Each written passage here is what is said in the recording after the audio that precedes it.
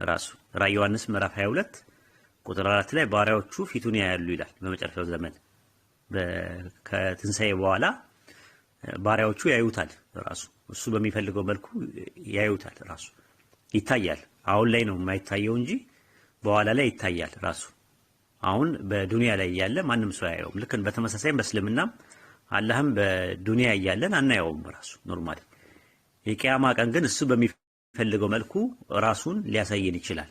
ራሱ ያንን ነው የምናምነው። ይሄ ደግሞ ቢብሊካልም ነው ቁርአኒክም ነው።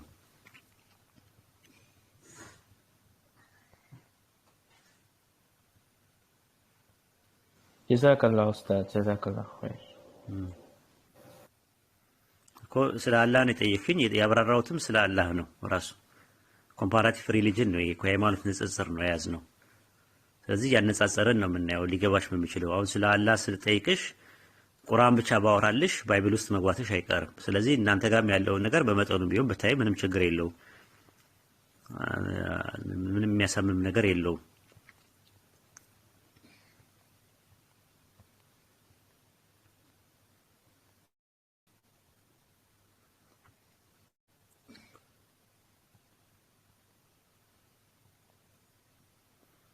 እግዚአብሔር መንፈስ ነው ማለት አይን እጅ እግር ምናምን የለውም ማለት ነው። አባ እግዚአብሔር መንፈስ ነው ማለት አይን እጅ እግር ምናምን የለውም።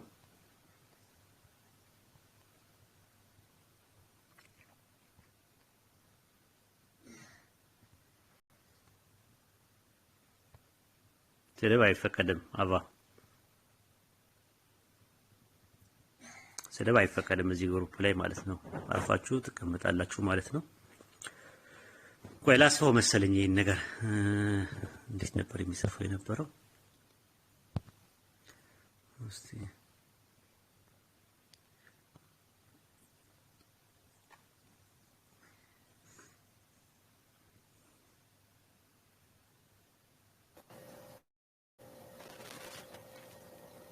እሺ በደንብ ይሰማል አይደል? ባይዘው ድምጼ ተሰማል አድርጎልኝ በደንብ ነው የሚሰማው። ለኛ ነው የምትሰማው፣ በደንብ ነው።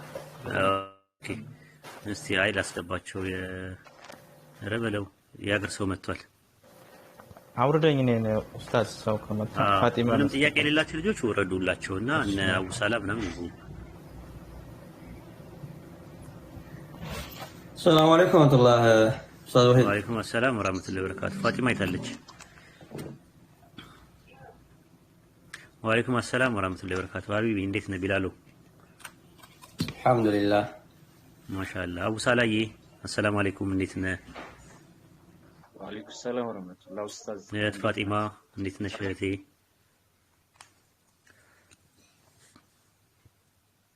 ሰላም አለይኩም ወራህመቱላሂ ወበረካቱ ኡስታዝ። ኦኬ ኡስታዝ መጽሐፍ ቅዱስን በአውዱ ፍታው እንጂ የኔ አውድ የኔ ኮንቴክስት ታዋቂ ያለ አውዱ ነው የፈታሁት። አይ እውቀት አሁን በሷ ቤት በቃ አውድ ስትል ኧረ ይቺ ልጅ እንደው ከአማርኛውም አልፋ ወደ ግዕዙ ገብታለች እንዴ ይባላል። መልስ ተመልሶ ወደ እስቲ ነይ ግቢ እስቲ በአውዱ ታስረጅናለሽ። ገስ ላኪ እስቲ ኢንቫይት ላድርጋት። የለችም ራሱ ኖርማሊ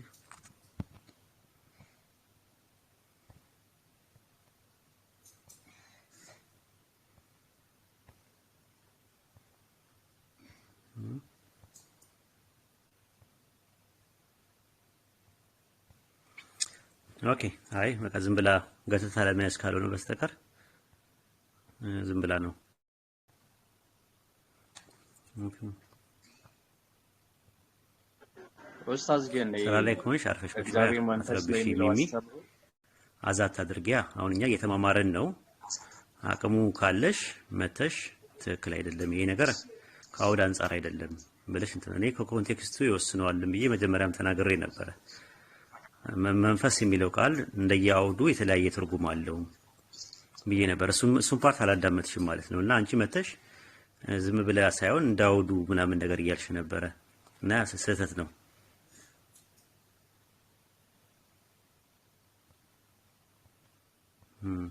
እና እንደዛ ነው። እንዴት ናችሁ? አብዱል ከሪምዬ አሰላሙ አለይኩም ወራህመቱላሂ ወበረካቱ። እንዴት ነህ አሂ? ወአለይኩም ሰላም ወራህመቱላሂ ወበረካቱ። እንዴት ነው ኡስታዝ? ጠፍተሃል። አንተና አቡ ሳላን አይቻችሁ አላውቅም። የነገሮች ያለመመቻቸት ሊሆን ይችላል። አለን ግን ማታ አለን እኮ አይደል ኡስታዝ? እኔ አይቻችሁ አላውቅም። ስመጣ አይቻችሁ አላውቅም።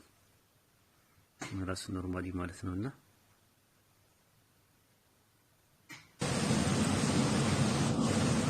አንዳንድ ኮሜንተሮች አሉ ኡስታዝ እና ሁሌም ከድሮ ጀምሮ ያሉ መቼም የማይገባው አለ ሆነ አቫሚል ካሁን በኋላ እንዳትይ እንትን እንዳትል ያው ምንም እንጃ መማርማው ከፈለገ አላህም የቂያማ ቀን እንዳይተሳሰበ ምናልባትም እኛ እናቅም የሰው ልብ ምን አይነት ካላ ጋር ያለው ነገር አንዳንድ ሰው ለተንኮል ብሎ የሚጠይቅ ሰው አለ።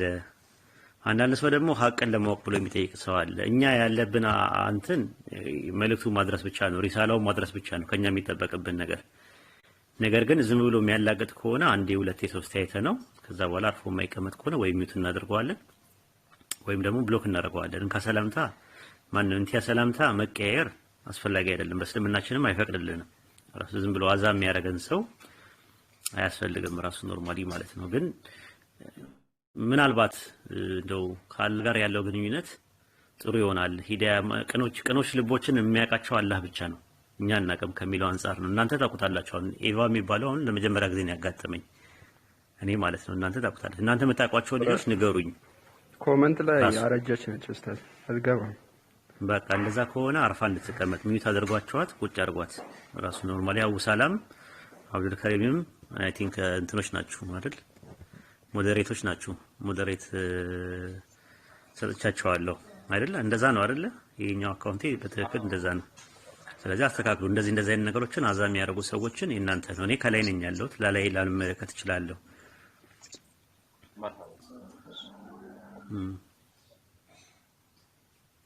እንደዛ ነው። ቢላሎ ሞዴሬተር ነህ እንዴ? ኔጋ Yeah, I think so. Yeah. ሙስሊም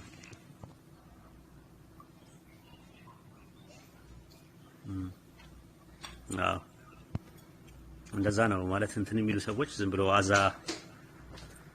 ገተታ ለመያዝ ምናምን እኛ እንዳንመማር የሚያደርጉ ሰዎች እንደዛ ካረው እናንተ ታውቋቸዋላችሁ። አብዛኛውን ብዙ ስለኖራችሁ እኔ ደግሞ እንግዳም ስለሆንኩኝ ያላቃቸው ማን ይሁን የማውቀው ነገር የለም። ከዛ አንፃር ነው ራሱ ኖርማሊ ማለት ነው።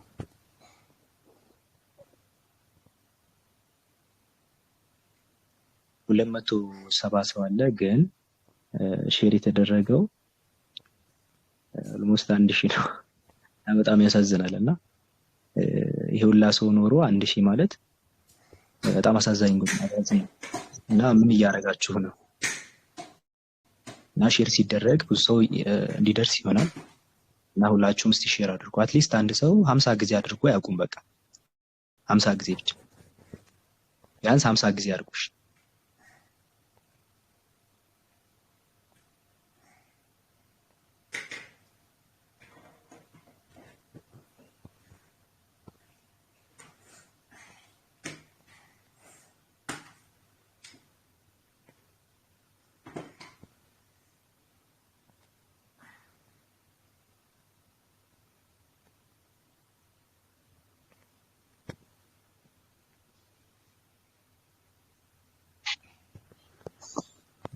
አውሩ እስከዛ ድረስ እኔ ልጄን ቁርስ ላብላውና አንድ 10 ደቂቃ ከሰጣችሁኝ የሆነ ቶፒክ እናነሳና እንማማራለን። ለምሳሌ ቆላሲስ 1:15 ላይ ኢየሱስ ፍጥረታትን ፈጥሯል ለሚሉት ትምህርት እንደ ማስረጃም እንደ መረጃም አድርገው የሚያቀርቡትና ያንን ጥቅስ በሰላና በሰከነ አይምሮ ረጋ ብለን ማየት እንችላለን። እኔና አብዱል ከሪምን አተልቀውና ኢንሻአላህ ከሱ ጋር እንትን ማለት ነው። ሌሎቻችሁም ጥያቄ ሲኖራችሁ መምጣት ትችላላችሁ ማለት ነው። ኖርማሊ መጠየቅ ትችላላችሁ። ክርስቲያኖችም ካላችሁ ግሩፕ ውስጥ ማለት ነው ቤት ውስጥ ካላችሁ በነፃነት መታችሁ ጥያቄ ማቅረብ ትችላላችሁ።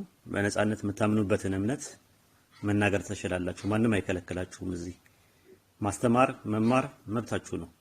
ራሱ እኛ ቤት ውስጥ ስትመጡ ማለት ነው። ሙስሊሞች ቤት እንደዚህ አይደለም። ልክ እንደ እንትን ጭንቅላትን የምትልበት አይደለም። እኛ ብቻ እንጠይቅ እናንተ አጠይቁ ተብሎ ጭንቅላቱን የሚመታበት ቤት አይደለም። ይሄ ቤት መጣላችሁ ሐሳብ ነው የሚንሸራሸረው።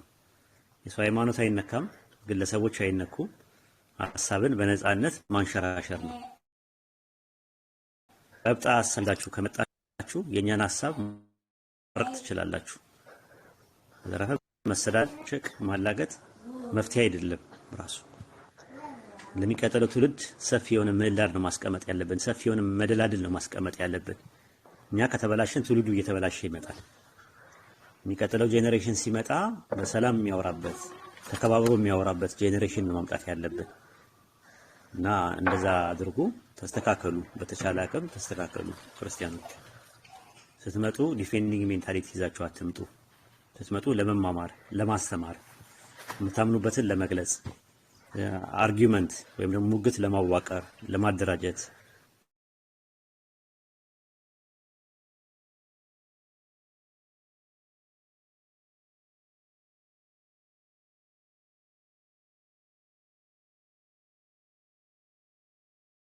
ስቲል ሼር እየተደረገ አይደለም ላይቭ። አሁንም ምንም ካለው ሰው አንፃርና ሼር የተደረገው መጠን በጣም ትንሽ ነው እና አትሊስት እስቲ 100,000 ያስገቡት። ታብታቡ 100,000 እስካሁን አልገባም። ያሳዝናል። ይሄ ሼሩ ደግሞ እስቲ 5,000 መግባት አለበት እና ምን እያደረጋችሁ ነው?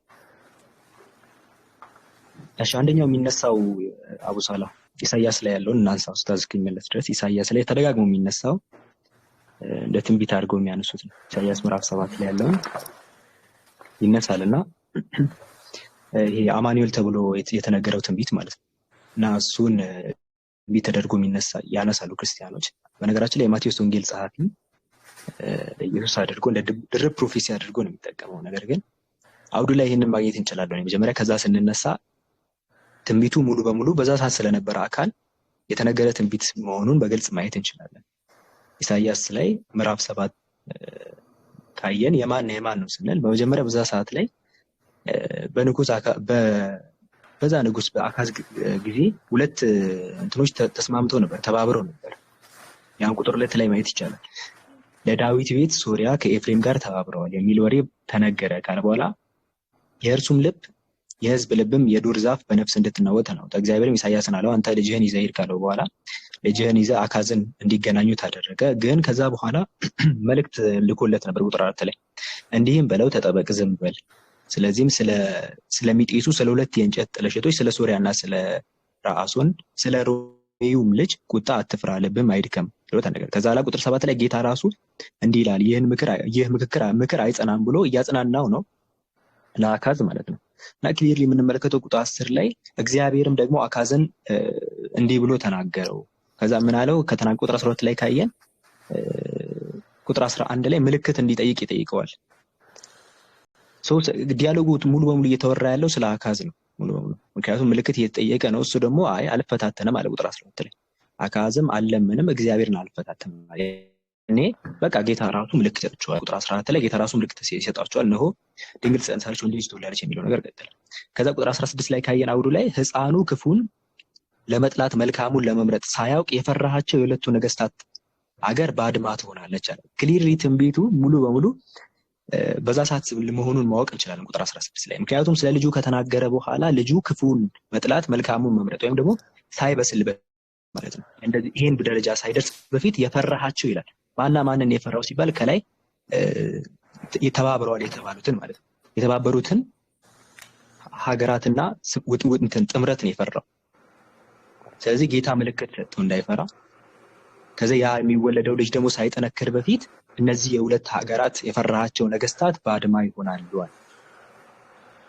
ክሊርሊ የሚያሳየው ሙሉ በሙሉ አውዱ እዛ ሀገር እንጂ ወይም ደግሞ በዛ ሰዓት እንጂ ሙሉ ሙሉ ወደዚህኛው ወደ አዲስ ኪዳን የሚወስድ ምንም አይነት የአውድ ማስረጃ ማቅረብ አይቻልም። የአውድ ማስረጃ ማቅረብ አይቻልም። አቡ ሰላም ታነሳው ነገር ካለ ወደ ቀጣይኛው ስቴፕ ከመሄድ በፊት ይሄ እኮ ግልጽ ነው ማለት 10 ላይ ለማን እንደሆነ ይናገራል። ከዛ በኋላ 16 ላይ ራሱ ያ የተነገረለት ግለሰብ አንተም እንዳልከው ገና በህፃንነቱ ያንቀለው ላይ ያለ ክፉን ለመጠገና ሳይል የሁለት ነገስታቶች ሀገር ባዶ ትሆናለች ይላልና ይህም ትንቢት ለኢየሱስ ከሆነ በኢየሱስ ጊዜ እንዲህ ነገር አልተፈጸመም። ምክንያቱም ሙሉ ሐሳቡ ኢሳይያስ ምዕራፍ 7 ቁጥር 1 ጀምረ ቢያንስ እስከ 20 ድረስ የሚያወራው ስለ ሰውየው ነው፣ አማኑኤል ስለተባለው ግለሰብ ነውና ጨራሽ ወደ ሌላ ያ በነገራችን ላይ ድንግል የሚለውን ፓርት ላይ እንደንትን ይወሰዳል። እዛ ክፍል ላይ ድንግል የሚለው ጽሁፍ ላይ በእርግጥም አሁን ኢሳይያስ 7:14 ድንግል አይደለም ትክክለኛው ትርጉም። የገባው ቃል ለሁለቱም ሊሆን ይችላል። ለምሳሌ ስትሮንግ ጂ 59 ላይ ነው ማግኘት ነው እንችላለን። ሲተረጎም ምንድን ያሉት ያስቀምጡት ያንጉማን ወጣት ሴት ወይም ሴክሹዋሊ የደረሰች ሴት እንደዛ ብሎ ነው ያስቀምጡት። ካሜራ ከፍቼ ላሳያችሁ እችላለሁ።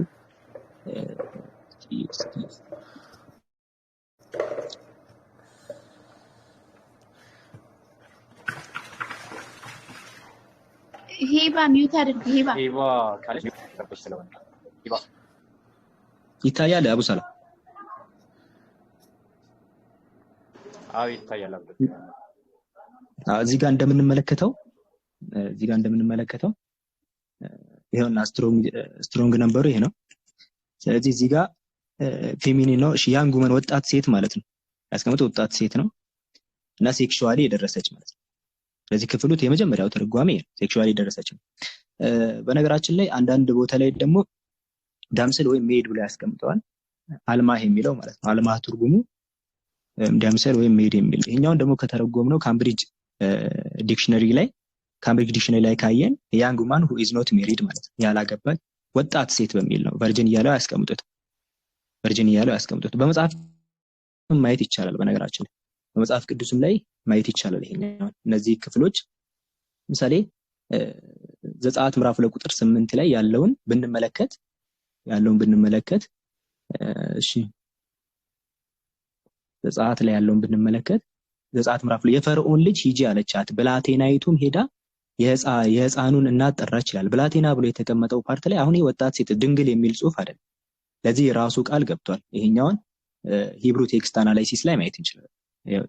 ኤክሶደስ 2:8 ላይ እዚህ ጋር አልማ የሚለው ራሱ ነው እና ሜድ በሚል ነው ወጣት በሚል ነው። ስለዚህ ወጣት ሴት ትወልዳለች።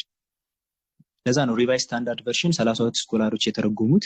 የባይብል ቨርሽን ላይ ከተመለከታችሁ ምን ብለው አስቀምጧል? ያንጉማን ብሎ ነው ያስቀምጡት።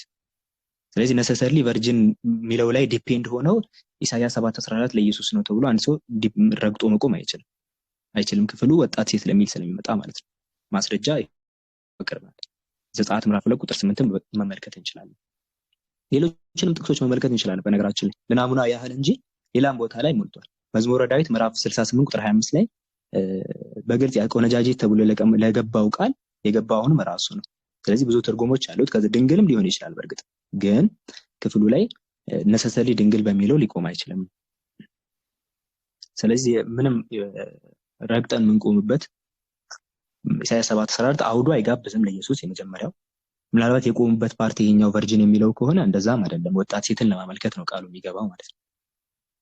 ይሄ ነው አንድ ያለው ሁኔታ። ነገር ግን ዝም ብለን እንኳን ትንቢቱ ለኢየሱስ ነው ብለን ብንሄድ ራሱ ምንም አይፈጠርም። አንደኛ ጥቅሱ በራሱ ፕሮብሌም አለው።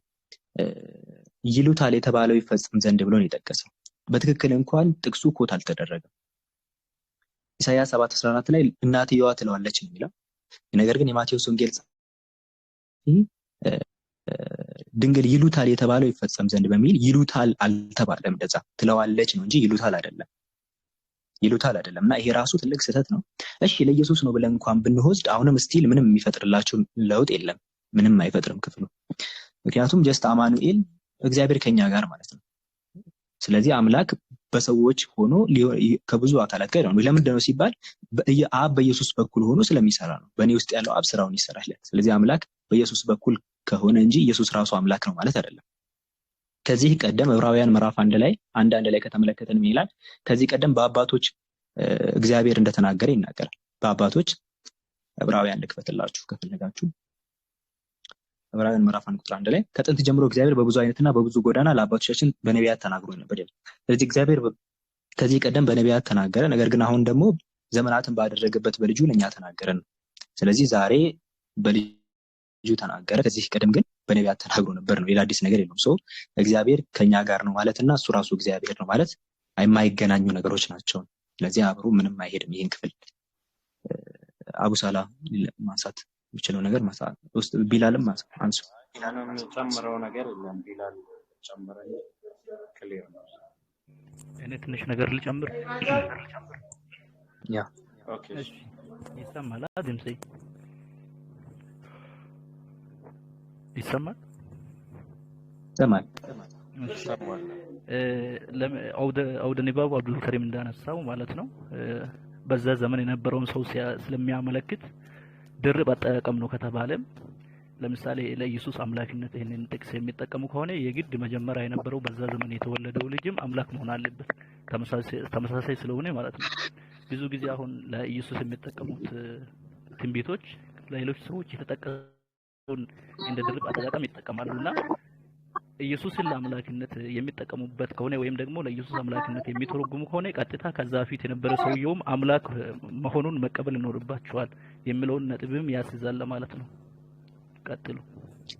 ትክክል ነው። በነገራችን ላይ ሊቅ ስኮላሮችን ካያቸው እዚህ ክፍል ላይ በጭራሽ ይሄ ለኢየሱስ ነው ብቻ ነው እንደዛ አይጠቀሙም። ድርብ ትንቢት ነው ብሎ ነው የሚጠቀሙት። ለአካዝም ነው ለአካዝ የተነገረ ትንቢትም ነው ምልክትም ነው አይ ለኢየሱስም ጭምር ነው ብሎ የሚሞግት እንጂ በጭራሽ ያኛው ሪጀክት አድርጎ ለኢየሱስ ብቻ ነው ብሎ የሚጠቀም የለም።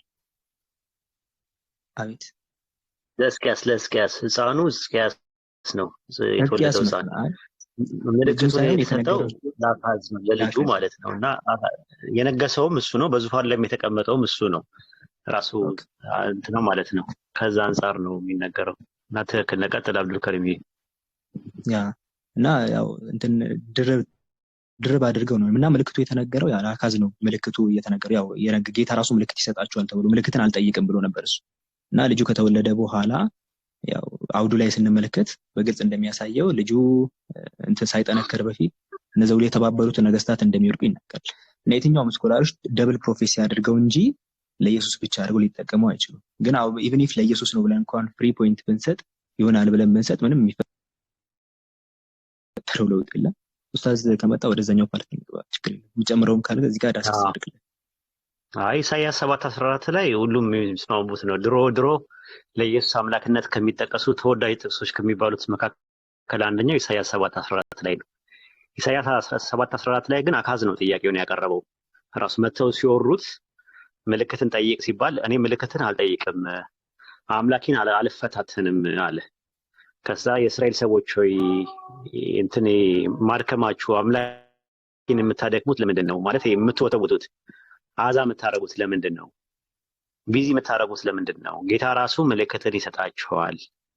እነሆ ድንግል ትጸንሳለች፣ ወንድ ልጅም ትወልዳለች፣ ስሙን አማኑኤል ብላ ትጠራዋለች አለ። እነሆ ድንግል ትጸንሳለች። ድንግል የሚለው የዕብራይስጥ ቃል አልማ ነው የሚለው፣ ቤቱላህ አይለው። አልማ ማለት ደግሞ ድንግል ብቻ ማለት ሳይሆን ልጃገረድ ወጣት ሴትም ማለት ነው። ራሱ ያቺ ወጣት ሴት ትጸንሳለች፣ ወንድ ልጅም ትወልዳለች፣ ስሙን አማኑኤል ብላ ትጠራዋለች አለ። አማኑኤል የምትልበት አምላክ ከኛ ጋር ሆነ ማለት ነው። በቃ ሊወርሱም ማለት ነው። እና ሕፃኑም መልካሙን ለማወቅ ክፉን ለመጥላት ሳያውቅ የፈራቸውን የሁለቱን ሀገር ነገስታት ባድማ ይሆናሉና አለ። በኢየሱስ ዘመን ባድማ የሆኑ ከተሞች የሉም ማለት ነው።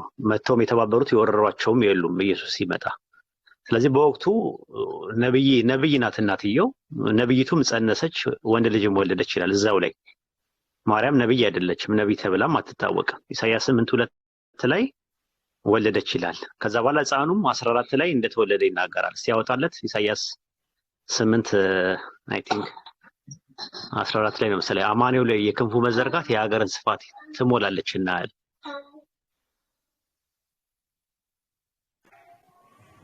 ስምንት ነው ኢሳይያስ 8 ነው ቁጥር 8 ነው። ኦኬ ምን ይላል? እየጎረፈም ወደ ይሁዳ ይገባል የአሦር መንግስት፣ እያጥለቀለቀም ያልፋል፣ እስከ አንገትም ይደርሳል። አማኑኤል ሆይ የክንፉ መዘርጋት የሀገርን ስፋት ትሞላለች እናል። አማኑኤል ሆይ እያለ በሁለተኛ መደብ የሚያናገረው ማንን ነው? በወቅቱ የተወለደውን ሕፃን ነው።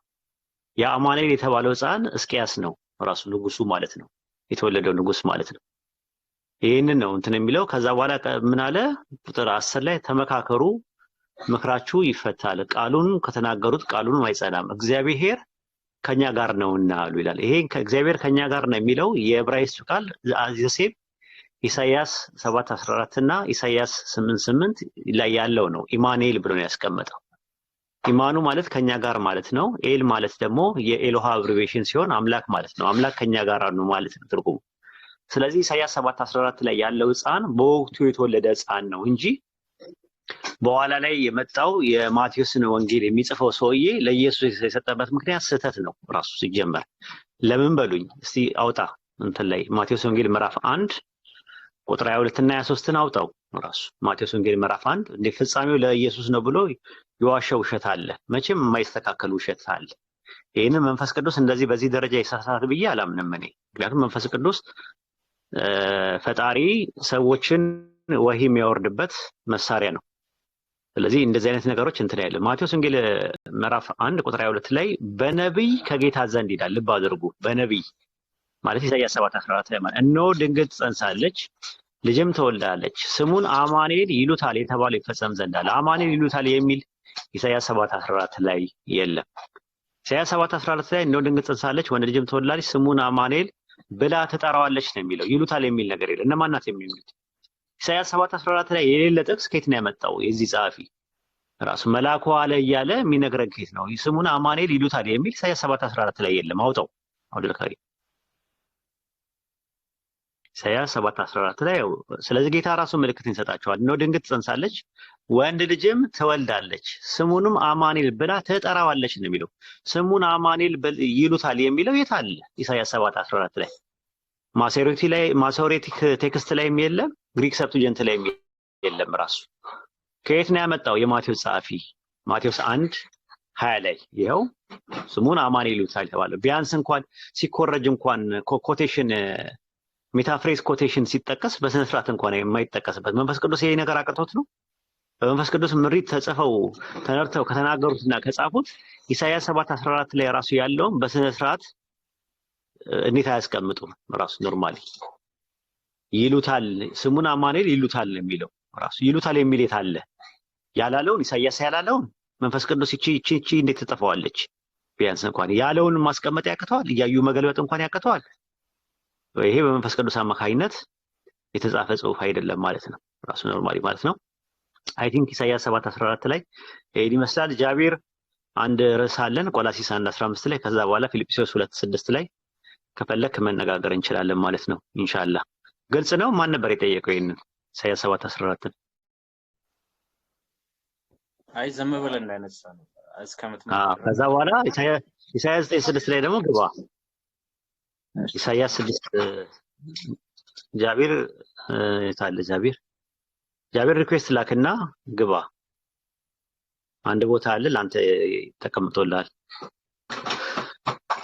እንትን ማትሉ ጥያቄ ማጠይቁ ልጆች አይ ቲንክ ከቢላል ከአቡሳላ እና ከአብዱል ከሪም ውጭ ያላችሁት እነ ሂባም ጥያቄ ማጠይቁ ከሆነ ወረዱላቸው ለሚገቡና ለሚወያዩ ለምሳሌ ታላቁ አብርሃም ማውራት ይፈልጋል እሱ ይግባ በእናንተ ፋንታ ይዋ ካለሽ እንትን በላችሁ ታላቁ አብርሃም አለ ሆኜ ማዳመጥ ይችላል አረ ችግር የለውም እናንተ እዚህ ጋር ስለምታግዙኝ ታስፈልጉኛላችሁ ታላቁ አብርሃም አለ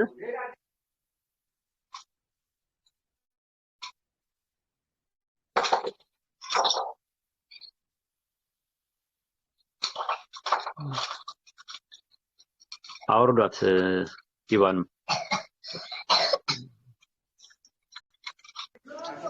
እኛ ማውረድ አንችልም ኡስታዝ አቺ ኦኬ ላውርዳት እንዴት ነው ኦኬ ማውረድን ያልችልም ኦኬ ሙሉ አድሚን ናችሁ እንግዲህ ኢሳይያስ ግን በብሎክ ማሰናበት ይችላል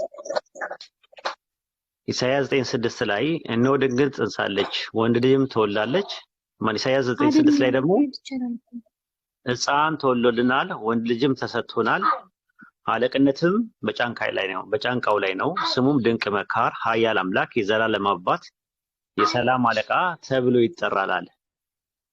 ከዛ ሕፃን ተወልዶልናል አለ። ሲወለድ ወንድ ልጅም ተሰጥቶናል አለ። ስለ ሕፃኑ ሲያወራ ማለት ነው። በወቅቱ ስለተወለደው ሕፃን ማለት ነው። ሕፃን ተወልዶልናል፣ ወንድ ልጅም ተሰጥቶናል አለ። ሕፃን ተወልዶልናል የሚለው ሲጀመር ፈጣሪ ሕፃን አይደለም ራሱ ከመነሻውኑ ማለት ነው። ሕፃን ተወልዶልናል ሲል ሕፃን አይደለም ፈጣሪ። ወንድ ልጅም ተሰጥቶናል ሲል ደግሞ ሰጪ አለ፣ ተሰጪ አለ። ፈጣሪ ሰጪ እንጂ ተሰጪ አይደለም ራሱ። እዚህ ጋር ስጦታ ነው ራሱ። አለቅነትም በጫንቃው ላይ ይሆናል አለ። ገዥነትም ማለት ነው ራሱ። ሮሽ የሚለው የዕብራይስጥ ቃል ገዥነት በጫንቃው ላይ ነው አለ። ስሙም አለ ድንቅ መካር፣ ኃያል አምላክ፣ የዘላለም አባት፣ የሰላም አለቃ ተብሎ ይጠራል። ስሙ ነው የሕፃኑ ስም ነው ራሱ። ድንቅ መካር፣ ኃያል አምላክ ኮምፓውንድ ናውን ነው ራሱ። ስለዚህ እዚህ ጋር ኤልና አብ የሚለው ቃል ሰፊክስ ሆኖ ነው የመጣው ራሱ ማለት ነው። ኤል ጊቦር ፕሪፊክስ ሆኖ ነው መነሻ ቀጥያ ሆኖ ነው የመጣው። ኮምፓውንድ ላይ ነው የመጣው ራሱ። ኃያል አምላክና የዘላለም አባት የሚለው ማለት ነው ራሱ። ኃያል አምላክና የዘላለም አባት ማለት ሲተረጎም እዚህ ጋር ምንድነው የዕብራይስጡ ቃል ኤልጊቦር ማለት ኤል የሚለው ቃል አምላክ ማለት ነው። ከዛ አብያድ ይላል ቀጥሎ። አብያድ ማለት አብ ማለት አባት ማለት ነው ራሱ። ኢየሱስ አብ አይደለም በክርስትናው ትምህርት፣ በኦርቶዶክስ በካቶሊክና በፕሮቴስታንት። ስለዚህ አብያድ ማለት የዘላለም አባት ማለት ኢየሱስ የዘላለም አብ ነው ማለት አይደለም። ኮምፓውንድ ናውን ሆኖ ነው የሚመጣው። ልክ አብርሃም አቢጌል እንደሚባለው ማለት ነው። ልክ ኤልጌቦርም ልክ እንደ ኤልያስ፣ ኤልያታ፣ ገብርኤል፣ ሚካኤል፣ ሱራፌል፣ ሳሙኤል፣ አማኑኤል እንደሚባለው ኤል የሚለው ፕሪፊክስ እና ሰፊክስ ሆኖ ይመጣል። ወይም በመነሻ ቀጥያና በመድረሻ ቀጥያ ሆኖ ይመጣል። ያንን የሚያሳየው ኢሳይያስ 9:6 ላይ ተመለስልኝ አንዴ። ኢሳይያስ 9:6 ላይ ተመለስልኝ። ከዛ ምን ይላል?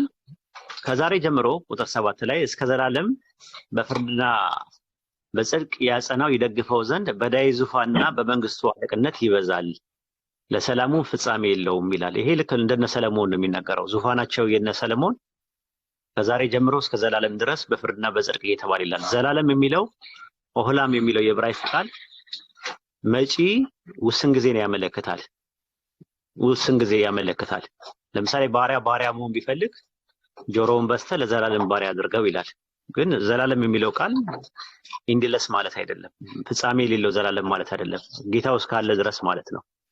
ለዘላለም ባሪያ አድርገው የሚለው ማለት ነው። መክብብ 1:5 ላይም ትውልድ ይሄዳል ትውልድ ይመጣል፣ ምድር ግን ለዘላለም ናት ይላል። ያ ማለት ምድር ለዘላለም ናት ማለት አይደለም።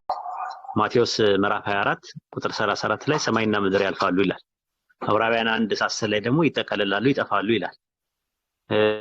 ራዕየ ዮሐንስ ምዕራፍ 21 ቁጥር 2 ላይ አዲስ ሰማይና አዲስ ምድር አየሁ ይላል። እንደዚህ አይነት ጥቅሶች መጥቀስ ይቻላል። ስለዚህ ዘላለም የሚለው ነገር ኦህላም የሚለው ቃል አላፊ ውስን ጊዜንም መጪውንም ውስን ጊዜ ለማመልከት ይመጣል።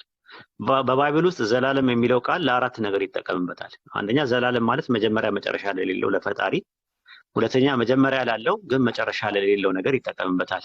ራሱ ዘላለም የሚለውን ቃል ማለት ነው። ራሱ ለምሳሌ መክብብ 3:11 ላይ ሰው በውስጡ ያለውን መንፈስ ለማመልከት ይመጣል። መንፈስ በውስጡ ያለው መንፈስ ዘላለምነትን በልቡ ሰጠው ይላል። ያ ማለት ከአፈር ጋር ዲኮምፖስድ አያደርግም ማለት ነው። መጽሐፈ መክብብ ምዕራፍ 3 ቁጥር 11 ነገር ሁሉ በጊዜ ውብ አድርጎ ሰራው፣ ያህዌም ከጥንት ጀምሮ እስከ ፍጻሜ ድረስ የሰራውን ሰው መርምሮ እንዳያገኝ ዘላለምነትን በልቡ ሰጠዋል። በልቡ ሰጠዋል። ልጄ ሆይ ልብህን ጠብቅ፣ የሕይወት መውጫ ከእርሱ ዘንድ ነውና ይላል። ስለዚህ አሁን ዘላለም የሚለው ቃል ሁለተኛ ይሄ ነው። ሶስተኛ ደግሞ ዘላለም የሚባለው ነገር መጀመሪያ ያለው መጀመሪያው ይታወቃል፣ መጨረሻ ያለው ግን መጨረሻው ለማይታወቅ ነገር። ለምሳሌ ለእንትን ማለት ነው ሰንበት ሲሰጥ ለዘላለም ተብሏል። መስዋዕትም ሲሰጥ ለዘላለም ተብሎ ነው። ግን አዲስ ኪዳን ላይ ሲቀር ታዩታላችሁ ለዘላለም የሚለው። ስለዚህ መነሻ ያለው መነሻው የሚታወቅ፣ መድረሻ ያለው ግን መድረሻው የማይታወቅ ነገር ዘላለም ይባላል። ሌላው መዳረሻ ያለው መዳረሻው የሚታወቅ፣ መነሻ ያለው ግን መነሻው የማይታወቅ ነገር ለሆነ ነገር ዘላለም ተብሏል። ወደኋላ የነበረው ማለት ነው። በዘላለም ጊዜ ውስጥ ይላል። ለምሳሌ ስለና አብርሃም ሲያወራ ጥንትን ለማመልከት ነው የሚጠቀምበት። ዕብራውያን 7:3 ላይ ያወጣላቸው ዕብራውያን ምዕራፍ 7 ቁጥር 3 ላይ ክርስቲያኖች ሁሉ ጊዜ የሚፈትናቸው ዳገት የሚሆንባቸው አንድ ጥቅስ አለ። በዚሁ ትማራላችሁ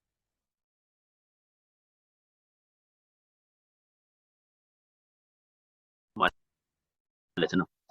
ዕብራውያን ምዕራፍ 7 ቁጥር 3 ላይ አባትና እናት የትውልድ ቁጥር የሚሉት ማለት ስለ መልከ ጼዴቅ ነው የሚያወራው። መልከ ጼዴቅ ማለት ዘፍጥረት 14 ላይ ከአብርሃም የተገናኘው ሰው ነው። ለዘመኑም ጥንት ለሕይወቱ ፍጻሜ የለውም አለ። ዳሩ ግን በእግዚአብሔር ልጅ ተመስሎ ለዘላለም ካህኑ ይኖራል አለ። የእግዚአብሔር ልጅ የተባለው ኢየሱስ ነው። በእግዚአብሔር ልጅ በኢየሱስ ተመስሎ ለዘላለም ካህኑ ይኖራል አለ። ስለዚህ መልከ ጼዴቅ ለዘመኑ ጥንት የለውም አለ። ያ ማለት ሲወለድ አናየው፣ ሰመርጅድ አድርጎታል። ለሕይወቱ ፍጻሜ የለውም አለ። ሲሞት ምንም የምናውቀው ነገር የለም፣ አልተናገረም። ራሱ ሰመርጅድ አድርጎታል። የትውልድ ቁጥር የለውም ማለት የትውልድ ቁጥሩንም ሰመርጅድ አድርጎታል። እናትና አባትም የሉትም ማለት እናትና አባቱንም ሰመርጅድ አድርጎታል። ስለዚህ ዘላለም የሚለው ቃል መጀመሪያና መጨረሻው ለማይታወቅ ነገር፣ እንደገና ደግሞ መጀመሪያው ታውቆ መጨረሻው ለማይታወቅ ነገር፣ መጨረሻው ታውቆ መጀመሪያው ለማይታወቅ ነገር፣ መጀመሪያ ላለው ነገር መጨረሻ ለሌለው ነገር እና መጀመሪያ መጨረሻ ለሌለው ነገር ይጠቀምበታል ማለት ነው። እንድታውቁት ነው። ኢሳይያስ 9:7 ላይ ያለው በዚህ ስሌትና ሂሳብ መረዳትም ማስረዳትም ትችላላችሁ ማለት ነው። አይ ቲንክ የጠየቀው ልጅ ማን እንደሆነ ባላቅም እንዲሁ እግረ መንገዳችንን እንትን እንበለው ብለን ነው። እንሂድ ቆላስይስ 1:15 እንሂድ። ምን ይመስላችኋል ያ ጀማ? ኢየሱስ ፈጣሪ ነው። ለፈጣሪነቱ ማስረጃ የሚሆነው ቆላስይስ ምዕራፍ 1 ቁጥር 15 ነው ብለዋል። ዛሬ እናያለን። ሌላ ጊዜ ደግሞ ሌላ ነገር እናያለን። ከፈለገን ዕብራውያን 1:3 ዕብራውያን 1:10 የተለያዩ ጥቅሶችን ማየት እንችላለን። ቆላስይስ 1:15 በጣም ተወዳጅ ከሚባሉ የክርስቲያን ጥቅሶች መካከል አንደኛው ቆላስይስ 1:15 ነው። እንሂድ። እርሱ የማይታየው አምላክ መልክና የፍጥረት በኩር ነው ይላል። አማርኛው ላይ እንዴት እንዳደረገው ታውቃላችሁ? የፍጥረት በኩር የሚለውን ታችን ያደረገው ከፍጥረት ሁሉ በኩር ነው የሚለውን ያደረገው። ግሪከኛውና እንግሊዘኛው ደግሞ እርሱ የማይታየው አምላክ መልክና የፍጥረት በኩር ነው ብሎ ነው ያስቀመጠው። እስቲ እንግሊዘኛውን ቀየር አድርግልኝ በነካጅ ጫርጫር።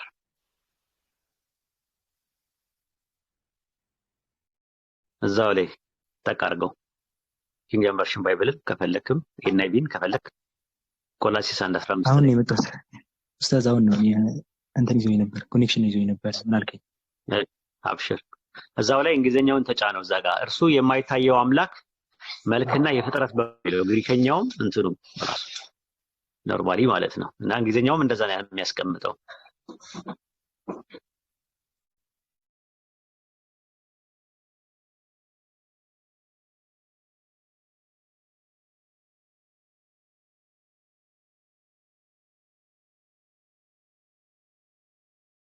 የማይታየው አምላክ ምሳሌ ነው የሚለው።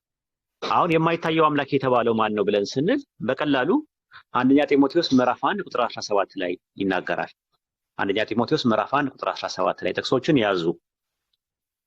የማይታየው አምላክ የተባለ አለ ራሱ እና በጣም የሚገርም ነው። ብቻውን አምላክ ለሚሆን ለማይጠፋው ለማይታየው ለዘመናት ንጉስ ምስጋና ክብር እስከ ዘላለም ድረስ ይሁን አሜን ይላል። አንደኛ ጢሞቴዎስ ምዕራፍ 1 ቁጥር 17 ላይ ማለት ነው። እርሱ ብቻውን አምላክ ለሚሆን ለማይጠፋው ለማይታየው። ይሄ የማይታየው አምላክ ምንድነው? የማይታይ ነው፣ የማይታየው ነው ብሎ ነው ያስቀመጠው። አንደኛ ጢሞቴዎስ ምዕራፍ 6 ቁጥር 16 ላይ ግባ። እዛው ላይ አንደኛ ጢሞቴዎስ ምዕራፍ 6 ቁጥር 16 ላይ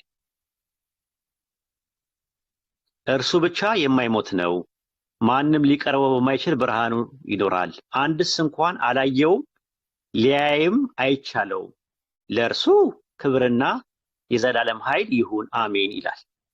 እርሱ ብቻ የማይሞት ነው ሲል ኢየሱስን ሳይሆን ኢየሱስን የላከው ነው። ምክንያቱም በእነሱ ትምህርት አንዱ ስለ ሁሉ ሞተ ስለሚል እንደ ጳውሎስ ትምህርት ማለት ነው። እርሱ ብቻ የማይሞት ሲል እርሱ ሲል አንድ ሲንጉላር ፐርሰን የማይሞት እርሱ ብቻ የማይሞት ነው አለ። ሌሎች ፍጥረታት እንደሚሞቱ የሚያሳይ ነገር ነው። ማንም ሊቀርበው በማይችል ብርሃን ውስጥ ይኖራል፣ አንድ ሰው እንኳን አላየውም አለ። ይሄንን እሺ ሊያየውም ደግሞ አይቻለውም ማለት ይሄንን ነው የሚያረፍ። ምንድነው ይሄ አንድ አምላክ የሚባለው የማይታየው ስንል ሮሜ ምዕራፍ 1 ቁጥር 20 ላይ ታውጣዋለህ። ሮሜ ምዕራፍ 1 ቁጥር 20 ላይ ማለት ነው።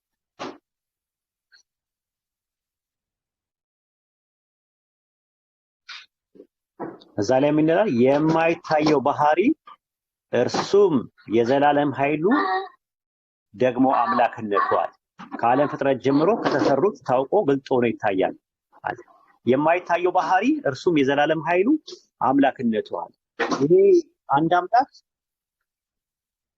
በዱንያ ውስጥ ወይም ደግሞ በዚህ ዓለም ላይ ያለ ማንም ሊያየው የሚችለው አይደለም። ራሱ የማይታይ ባህሪው ነው እሱ ራሱ።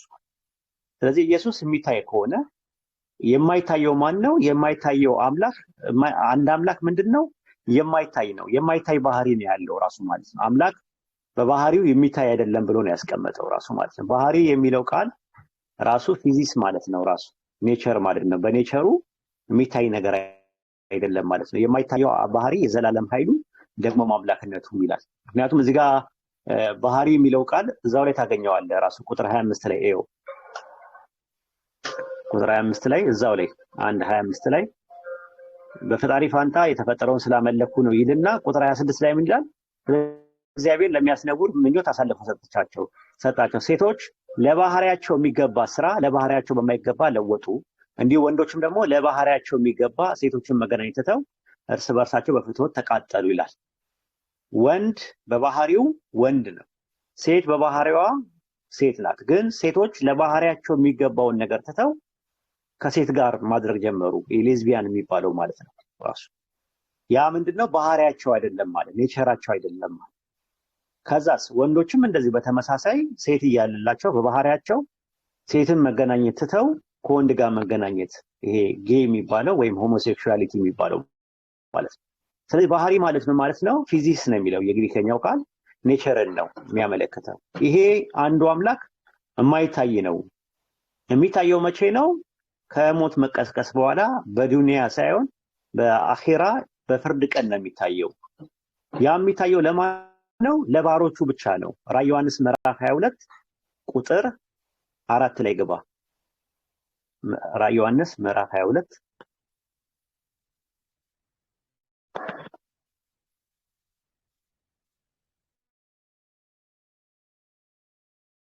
ቁጥር 4 ላይ ማለት ነው። እና እዚህ ላይ ምን ይላል? በስሙም በግንባራቸው ይሆናል ይላል። ከዛ በፊት ምን ይላል? ቁጥር 3 ላይ እንግዲህ መርገም ከቶ አይሆንም፣ የእግዚአብሔርና የበጉ ዙፋን በእርሷ ውስጥ ይሆናል አለ።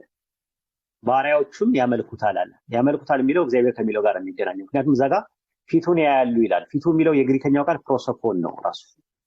ፐርሰን የሚለው ቃል ራሱ ከዛ የተወሰደ ነው ራሱ።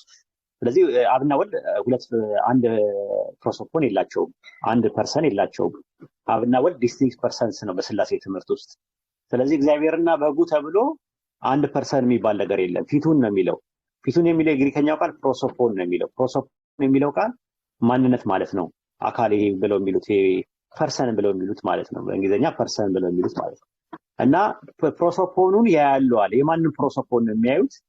የእግዚአብሔርን ነው ፕሮሶፖን የሚያዩት። ስሙም በግንባራቸው ይሆናል ይላል ራሱ ማለት። ስሙ የሚለው ሲንጉላር ነው የመጣው፣ እግዚአብሔር የሚለውን ተክቶ የመጣ ነው ማለት ነው። ስለዚህ ፊቱን ያያሉ የሚለው ፕሮሶፖን ነው የሚለው ራሱ። ያያሉ መቼ ነው የሚያዩት?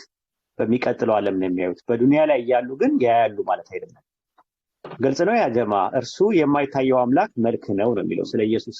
የማይታየው አምላክ የተባለው ግን አብ ነው፣ አንድ አምላክ ነው። እሱም ማንም የሚያየው ነው።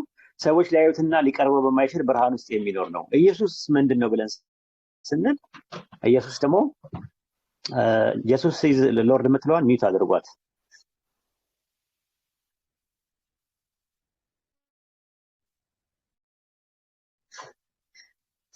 ፖይንት ካላችሁ ክርስቲያኖች ገብታችሁ መነጋገር ትችላላችሁ በተነሳው ፖይንት ላይ። እሺ ወደ ቆላሲስ ላይ ገባ 1:15 ላይ እንመለስ። እስካሁን እየተነተነን ያለነው ቆላሲስ ምዕራፍ 1 ቁጥር 15 ላይ እርሱ የማይታየው አምላክ ይላል። የማይታየው አምላክ አብ ነው። ኢየሱስ ደግሞ እርሱም የማይታየው አምላክ ምሳሌ ነው ይላል። እንግሊዘኛው መልክ ነው ብሎ ነው ያስቀመጠው። ግሪከኛው ኢኮን ብሎ ነው ያስቀመጠው። ኢኮን ማለት መልክ ማለት ነው ራሱ። እርሱ የማይታየው አምላክ መልክ ነው ብሎ ነው ያስቀመጠው ራሱ ኖርማሊ ማለት ነው። መልክ ነው ማለት ምን ማለት ነው ስንል እዛው ላይ በአንደኛ ቆሮንቶስ ምዕራፍ 11 ቁጥር 7 ላይ ያወጣልኝ።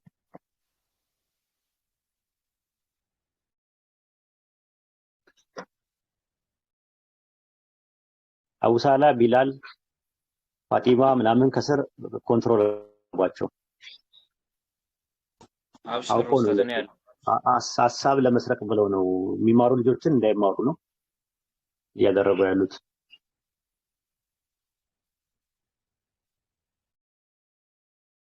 አትመላለሱ ቢላል ቀጥታ እርምጃ መውሰድ ነው። ኦኬ እሺ አንደኛ ቆሮንቶስ ምዕራፍ 11:7 ላይ ወንድ አለ የእግዚአብሔር ምሳሌና ክብር ስለሆነ አለ። አያችሁ ኢየሱስም ወንድም የእግዚአብሔር ምሳሌ ናቸው።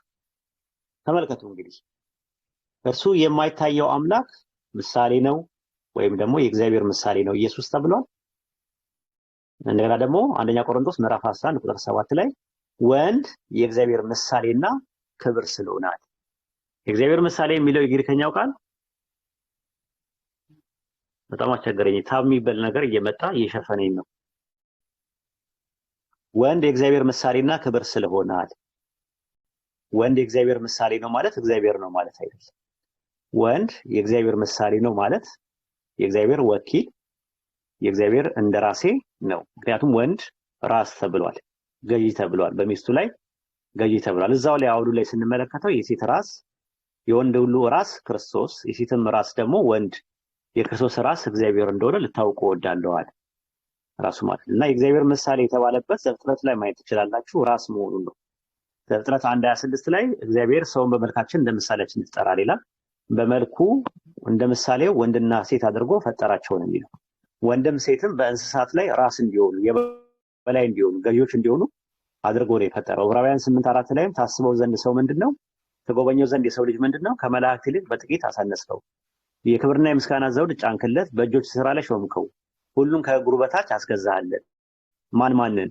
እንስሳትን ሁላ ሳይቀር ማለት ነው። ሲያወጣው ላይ መጀመሪያ ዘፍጥረት 1:27 መጀመሪያ ያወጣውና ከዛ በኋላ እናየዋለን። ማለት ይሄ ምሳሌ የሚለው ነገር እርሱ የማይታየው አምላክ ምሳሌ ነው የሚለውን ነገር ምን ማለት እንደሆነ እየተነተንን ነው። ወንድ የእግዚአብሔር መልክ ነው። ዘፍጥረት 1:26 ምን ይላል? እግዚአብሔርም አለ ሰውን በመልካችን እንደ ምሳሌያችን እንፍጠር፣ የባሕር ዓሦችን፣ የሰማይ ወፎችን፣ እንስሳት ሁሉ፣ ምድርን በምድር የሚንቀሳቀሱ ሁሉ ይግዙ አለ። አያችሁ ከመግዛት ጋር ነው የእግዚአብሔር ምሳሌ የመጣው ማለት ነው። እግዚአብሔርም ሰውን በመልኩ ፈጠረ፣ በእግዚአብሔር መልክ ፈጠረ፣ ወንድና ሴት አድርጎ ፈጠራቸዋል። ወንድና ሴት የሚለው የስጋ መደብን ነው የሚያመለክተው። የስጋ መደብን ነው የሚያመለክተው። አያችሁ ስለዚህ ፈጠረ አለ። ከዛስ እግዚአብሔርም ባረካቸው እንዲህም አላቸው ብዙ ተባዙ ምድሩን ሙሏት ግዙአትም አለ። የምድር ዓሦች የሰማይ ወፎች በምድር ላይ የሚንቀሳቀሱ ሁሉ ግዟቸው። ስለዚህ ምንድነው ይሄ ምሳሌ ማለት? አይኮን የእግዚአብሔር ምሳሌ ማለት ምን ማለት ነው? ራስ ማለት ነው፣ ገዢ ማለት ነው፣ የበላይ ማለት ነው፣ ራሱ የሚያመለክተው ማለት ነው።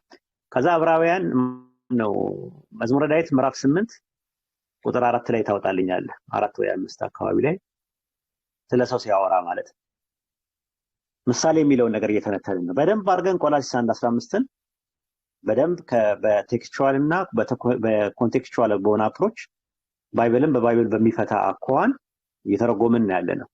ቁጥር 4 ላይ ምን ይላል? እዚህ ጋር መዝሙረ ዳዊት ምዕራፍ 8:4 ላይ ታስበው ዘንድ ሰው ምንድነው? ተጎበኘው ዘንድ የሰው ልጅ ምንድነው ይላል። ከመላእክት ይልቅ እጅግ ጥቂት አሳነስከው፣ በክብርና በምስጋና ዘውድ ከለልከው፣ በእጆች ስራ ሁሉ ላይ ሾምከው፣ ሁሉን ከእግሩ በታች አስገዛህለታል። ምን በጎችን፣ ላሞችን ሁሉ ደግሞ የምድረ በዳ እንስሶችን፣ የሰማይ ወፎችን፣ የባሕር ዓሦችን፣ ባህርንም መንገድ የሚሄደው ሁሉ አቤቱ ጌታችን ስም በምድር ላይ እጅግ ተመሰገናል። አሁን እዚህ ጋር ስንመለከተው ወንድ የእግዚአብሔር ምሳሌ ነው ማለት ወንድ የእግዚአብሔር እንደራሴ ሆኖ ይገዛል፣ እንስሳትን ይገዛል ማለት ነው።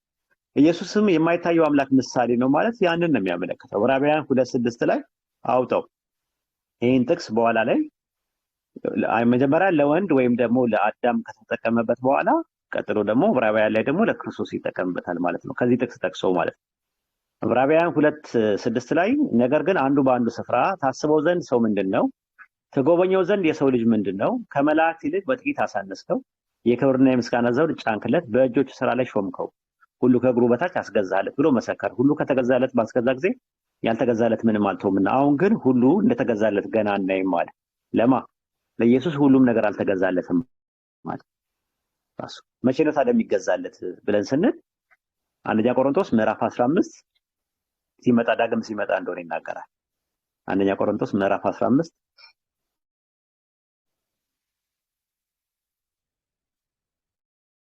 ቁጥር 24 ላይ አንደኛ ቆሮንቶስ ምዕራፍ 15 ቁጥር 24 ላይ በኋላም መንግስቱን ለእግዚአብሔር ለአባቱ አሳልፎ በሰጠ ጊዜ አለቅነትን ስልጣናትን በሻረ ጊዜ ፍጻሜ ይሆናል። ጠላቶቹ ሁሉ ከእግሩ በታች እስኪያደርግ ድረስ ሊነግስ ይገባዋልና የኋለኛው ጠላት የሚሻረው ሞት ነው፣ ሁሉን ከእግሩ በታች አስገዝቷልና ይላል ስለ ኢየሱስ ሲያወራ ማለት ነው። ነገር ግን ሁሉ ተገዝቷል ሲል ለኢየሱስ ሁሉን ካስገዛለት በቀር መሆኑ ግልጽ ነዋል። ሁሉን ያስገዛለት ለኢየሱስ ማን ነው? አብ ነው። ሁሉን ከእግሩ በታች አስገዛለት ስለሚል ሁሉ ተገዝቷል ሲባል ግን አብን አያካትትም ማለት። ነገር ሁሉ ከተገዛለት በኋላ ግን አለ እግዚአብሔር ሁሉ በሁሉ ይሆን ዘንድ በዚያን ጊዜ ልጁ ራሱ ሁሉ ላስገዛለት ይገዛላል። ራሱ ሁሉ ከተገዛለት በኋላ እሱ ራሱ ገዢ ያለው ብሎ ነው የሚያስቀምጠው። ስለዚህ ኢየሱስ የማይታይ አምላክ ምሳሌ ነው የሚለው ይሄንን ነው የሚያመለክተው ማለት ነው። ቀጥል ወደ ቆላሲስ 1:15 ላይ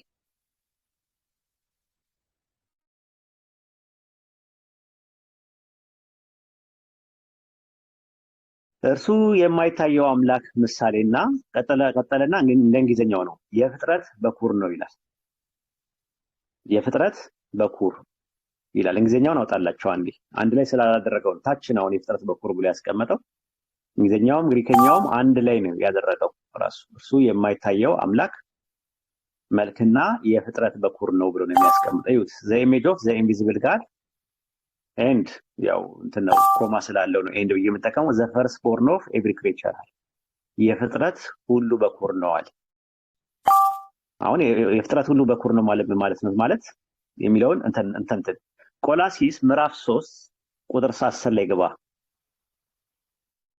ወደኛ ጥቅስ ናት ይቺ በጣም ኤዋት ራሱ ልብ አድርጉ። እርሱ የማይታየው አምላክ መልክና የፍጥረት ሁሉ በኩር ነው ብሎ ነው ያስቀመጠው። ቆላሲስ የፈጠረውን መልክ ተመልከቱ። የፈጠረውን መልክ ኢየሱስ ፍጡር መሆኑን ነው የሚያሳየው። ልብ አድርጉ። ኢሜጅ ነው እንግሊዘኛውን ነው ያለን ራሱ ኢኮን ነው ተመሳሳይ ነው የሚጠቀምበት። የፈጠረውን ምሳሌ ማን ነው የፈጠረው?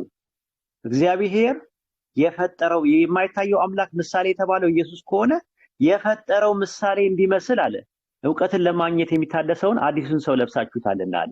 የፈጠረውን መልክ እሱ ነው። ፍጥረት የሚባሉት እንደማን ናቸው እንመጣበታለን። የፈጠረውን ምሳሌ አለ። የፈጠረው ምሳሌ አለ። የፍጥረት በኩር ነው ማለት መጀመሪያ የተፈጠረ ነው ማለት ነው። የፍጥረት በኩር ነው ማለት የፍጥረት መጀመሪያ የተፈጠረ እሱ ነው የሚናገረው። እንግሊዘኛውን አንድ ያውጣልኝ እዚህ ጋር በደንብ ግልጽ ያደርገዋል። የፈጠረው ምሳሌ የሚለውን 3 ላይ ተመልከቱ። አንድ መጽሐፍ ላይ ነው ቆላሲስ ላይ ነው እና እዚህ ጋር ምን አለ መሰላችሁ? the image of him that created him the image of him አለ። ቀደም ምንድነው ያለው? the image of the invisible God አለ። the invisible God በሚልበት ፋንታ him ብሎ ነው የተጠቀመው። ኦብጀክቲቭ ፕሮናውኑን ወደ እንትን ነው የሚያመጣ። እርሱ የማይታየው አምላክ መልክ ነው። the image of him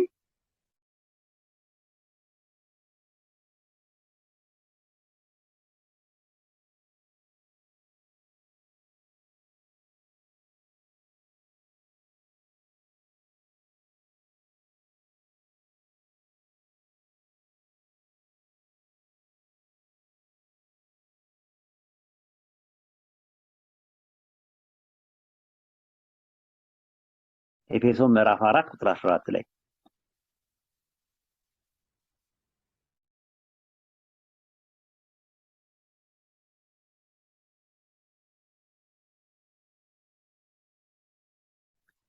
እዚህ ጋር ምን አለ?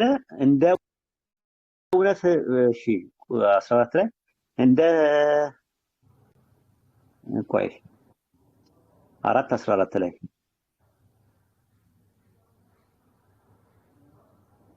እንደ እግዚአብሔር ምሳሌ ኤፌሶን 4:14 ላይ 24 ሶሪ እንዴ 24 አይደል? ኤፌሶን 4:24 24 ላለው ብዬ 14 አልኩ መሰለኝ። የተፈጠረው ኤፌሶን 4:24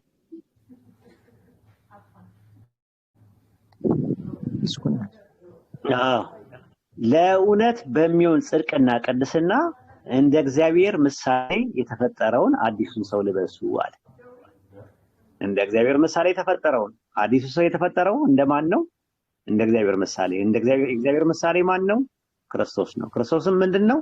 የተፈጠረ ነው። ከዛስ እሱ በኩር ነው። የፍጥረት በኩር ነው አለ። ፍጥረት የተባለው ማን ነው? አዲሱ ሰው። ማስረጃ ይኖረን ይሆን? አዎ። ሁለተኛ ቆሮንቶስ ምዕራፍ 5 ቁጥር 17 ላይ ሁለተኛ ቆሮንቶስ ምዕራፍ 5 ቁጥር 17 ሁለተኛ ቆሮንቶስ ምዕራፍ 5 ቁጥር 17 ላይ ክርስቲያኖች እያዳመጡ ነው፣ እየጠጡ ነው፣ እስኪበቃቸው ድረስ እያጠጣዋቸው ነው። ቁጥር 17 ላይ ስለዚህ ማንም በክርስቶስ ቢሆን አዲስ ፍጥረት ነው አለ። አሮጌው ነገር አልፏል አለ፣ ነው ሁሉ አዲስ ሆኗል አለ። ስለዚህ ኢየሱስ የአዲስ ፍጥረት በኩር ነው ማለት ነው። የአዲስ ፍጥረት መጀመሪያ ነው። አንጻራዊ አነጋገር ነው። ለምሳሌ ዘፍጥረት 1 ላይ በመጀመሪያ ኤሎሂም ሰማይና ምድርን ፈጠረ አለ። በረሺት ባራ ኤሎሂም ኤታ ሸማኢም ወኤታ አሬስ ይላል። በመጀመሪያ ኤሎሂም ሰማይና ምድርን ፈጠረ አለ።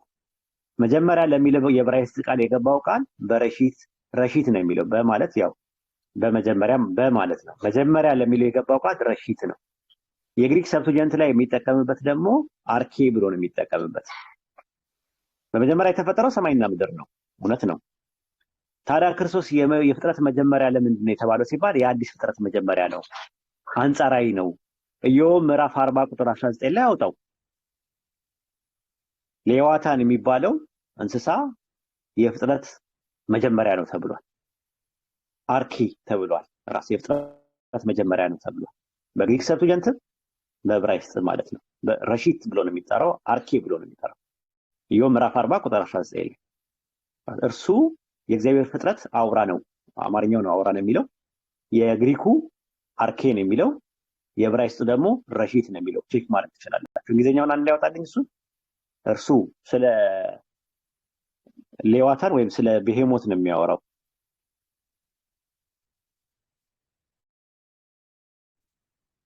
ቺፍ ብሎ ነው የሚጠቀመው። እንግሊዘኛ ምንድን ነው የሚለው? አርኬ የሚለው ቃል ቺፍም መሆን ይችላል። ግን የፍጥረት ነው የሚለው። የፍጥረት ትልቅ እንትን ላይ ራዕይ ዮሐንስ 3:14 ላይ ያወጣው።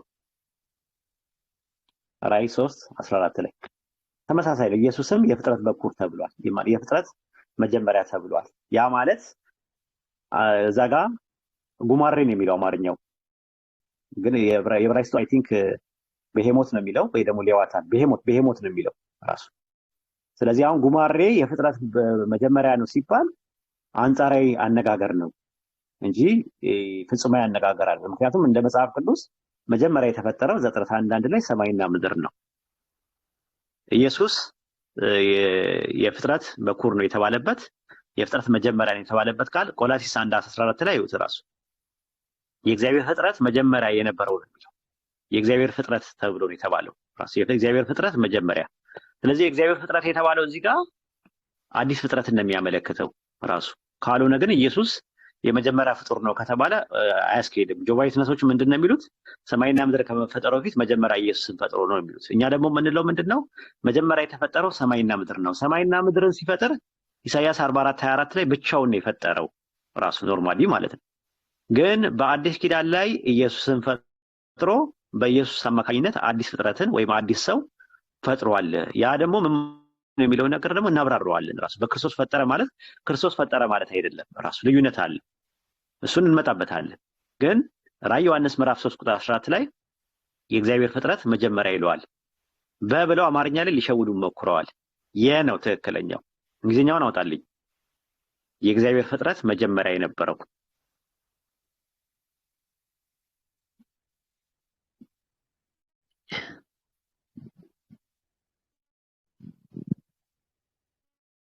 እንግሊዝኛው ላይ ያወጣልኝ።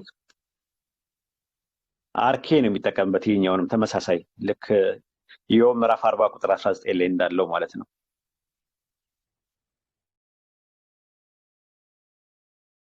አያችሁት? the beginning of the creation of God ይላል። የእግዚአብሔር ፍጥረት መጀመሪያ ስለዚህ እግዚአብሔር ፍጥረት መጀመሪያ ነው ማለት ነው። ኤኒዌይ የፍጥረት በኩር የሚለውን ቃል እያብራራን ያለ ነው ማለት ነው። ቀጥል፣ ወደ ቆላስይስ 1:15 ላይ ተመለስ።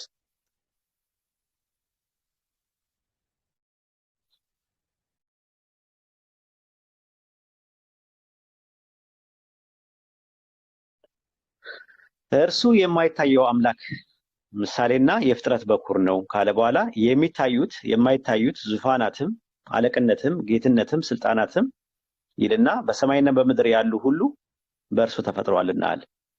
የማይታዩት የሚታዩት የሚባሉት ነገሮች ከሞት በኋላ የሄዱ ሰዎች የማይታዩ በሚሆንበት ሰዓት ነው።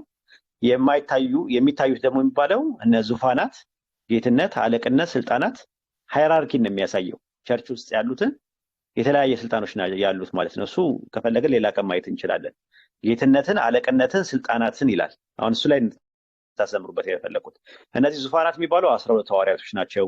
ጌትነት የሚባሉት ሽማግሌዎች ናቸው። ለቤተክርስቲያን የተሰጠዋሉ ራሱ እንትን ላይ ኤፌሶን 4:11 ላይ ለቤተክርስቲያን የተሰጠዋሉ ሽማግሌዎች፣ እረኞች፣ አስተማሪዎች ምናምን እያለ የሚላቸዋል። እነሱ እንዴት ከዚህ ጋር ይገናኛሉ የሚለውን ከፈለግን በሌላ ርዕስ እንመጣበታለን። ራሱ ዙፋናት፣ አለቅነት፣ ስልጣናትና የሚባሉት ማለት እንደሆነ ማለት ነው። እና ላለገዙ እያለ ይናገራል። ስልጣን ያላቸውን ፍሩ እያለ ይናገራል። 12 ሐዋርያት ደግሞ ዙፋናት እያለ ይናገራል። ለምሳሌ እሱም መተንተን ካስፈለገ ለእያንዳንዱ ዙፋናት የተባሉት እነማን ናቸው፣ አለቅነት የተባሉት እነማን ናቸው፣ ጌትነት የተባሉት እነማን ናቸው፣ ስልጣናት የተባሉት እነማን ናቸው የሚለው ኦፊስን ነው የሚያመለክተው። ኖርማሊ አንዳንድ ጥንታዊ ኮሜንታሪዎችን ማየት ትችላላችሁ። አሁን የሚያስፈልገው ትልቁ ጥቅስ ያለው በሰማይና በምድር ያሉት ሁሉ በእርሱ ተፈጥረዋልና አለ። አሁን እዚህ ጋር ነው የሚጠየቀው ጥያቄ። ሰማይና ምድር በእርሱ ተፈጥረዋልና የሚል የለም እንዴ ወሂድ ምን ነካ ሲሉኝ፣ አዎ የለም በሰማይና በምድር ያሉት ሁሉ ነው የሚለው እንጂ ሰማይና ምድር በእርሱ ተፈጥረዋል የሚል ነገር የለም። በሰማይና በምድር ያሉት ሁሉ የተባሉት እነማን ናቸው ብለን ስንል እዛው ቆላሲስ ምዕራፍ 1 ቁጥር 20 ላይ ያወጣልኝ። እዛው ላይ ሳትሄድ እዛው ላይ አሁን በሰማይና በምድር ያሉት ሁሉ የተባሉት እነማን ናቸው የሚለው ነገር መላእክትን ነው የሚያመለክተው። በሰማይና በምድር በሰማይ ያሉት የተባሉት መላእክት ናቸው። በምድር ያሉት እንስሳት፣ እጽዋት፣ ሰውን ነው የሚያመለክተው። በሰማይ ሲባል ፀሐይን፣ ጨረቃና ከዋክብትን ነው የሚያመለክተው ብለን ጥያቄ እናቀርብላቸዋል። ናው ካሉን እዚችው ጋር ቆላሲስ 1:20 ላይ እግዚአብሔር ሙላት ሁሉ በእርሱ እንዲኖር በእርሱም በመስቀሉ ደም ሰላምን አድርጎ በምድር ወይም በሰማያት ያሉት ሁሉ ለራሱ እንዲያስታርቅ ፈቅዷልና አለ። እነማን ናቸው የታረቁት በሰማይና በምድር ያሉት? እዚያ ነው ጥያቄው። ራሱ እንደ ባይብሉ አስተምሮት በክርስቶስ ደም ታርቀዋል የሚለው አማኞችን ነው የሚያመለክተው። እነዚህ አማኞች ደግሞ ሞተው በሰማያት እንዳሉ ዕብራውያን 12 ላይ እናያለን፣ ማየት እንችላለን።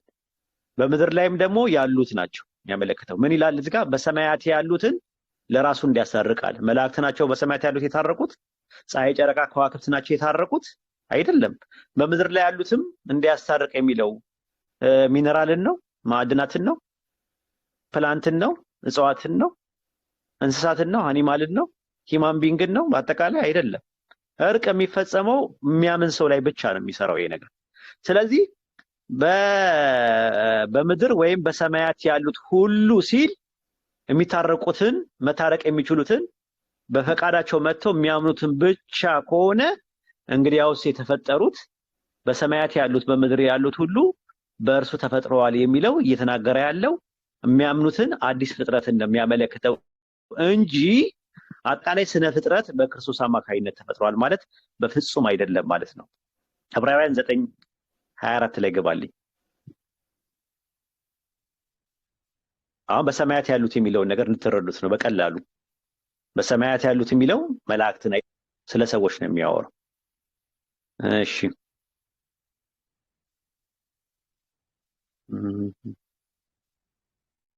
ቁጥር 23 ለማለት ነው። ይቅርታ አንድ ቁጥር ዘለልኩኝ። እንግዲህ በሰማያት ያሉት የሚመስለውን ነገር በዚህ ሊነጻ እንጂ በሰማያት ያሉት ራሳቸው ከእርሱ ይልቅ በሚበልጥ መስዋዕት ሊነጹ የግድ ነበራል። በሰማያት ያሉት በመስዋዕት ሊነጹ የግድ ነበረ ሲባል መላእክት ናቸው በመስዋዕት የሚነጹት? ፀሐይና ጨረቃ ከዋክብት ናቸው የሚነጹት? አይደለም። እየተናገረ ያለው በሰማያት ያሉት የሚላቸው እነማን እንደሆኑ አሁን ዕብራውያን ምዕራፍ 12 ቁጥር 22 ላይ ታወጣልኛል። 12 ዕብራውያን 12 22 ላይ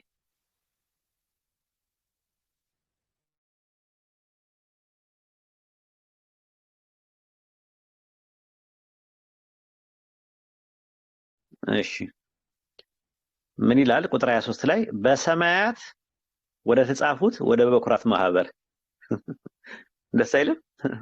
ማህበር የሚለው የግሪከኛው ቃል ኤክሌሲያ ነው የሚለው ቤተክርስቲያን ማለት ነው። በሰማያት ወደ ተጻፉት ወደ በኩራት ማህበር አለ። ሞተው የሄዱ ሰዎች አሉ። እነሱ ምድር ላይ ያሉ የታረቁት ወይም የነጹት ወይም አዲስ ፍጥረት የሆኑት በክርስቶስ አማካኝነት ማለቱ ነው። ለምን ብላችሁ ስትሉ ቁጥር 24 ላይ እዛው ላይ ምን ይላል? ማነው ቁጥር 23 ላይ ምን ይላል? ዘጋ በሰማያት ወደ ተጻፉት ወደ በኩራት ማህበርና የሁሉ ዳኛ ወደሚሆነው ወደ እግዚአብሔር ፍጹማን ወደሆኑ ወደ ጻድቃን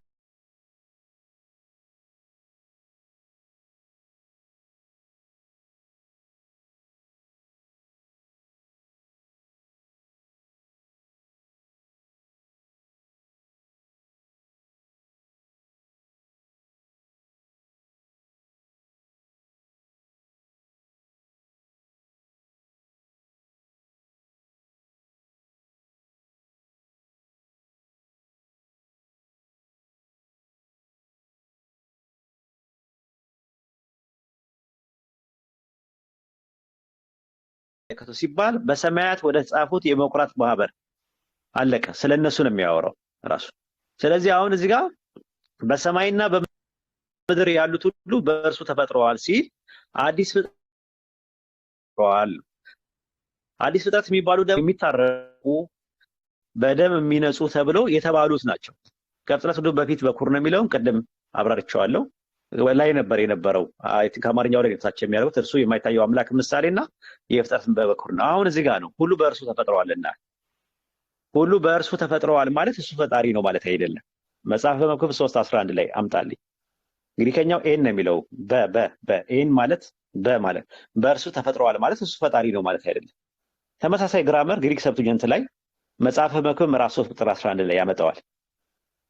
መጽሐፈ መክብብ ምዕራፍ 3 ቁጥር 11 ላይ ነገርን ሁሉ በጊዜው ውብ አድርጎ ሰራዋል። ፈጣሪ በምን በጊዜው። ስለዚህ ጊዜም ፈጣሪ ነው ማለት ነው እንደነሱ ትምህርት።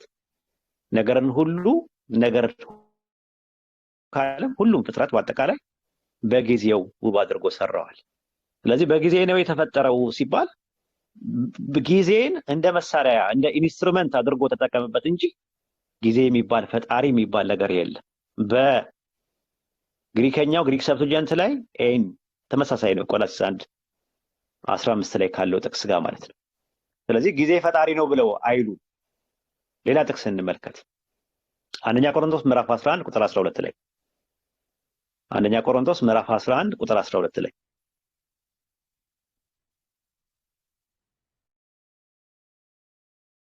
ምዕራፍ 11 ቁጥር 12 ላይ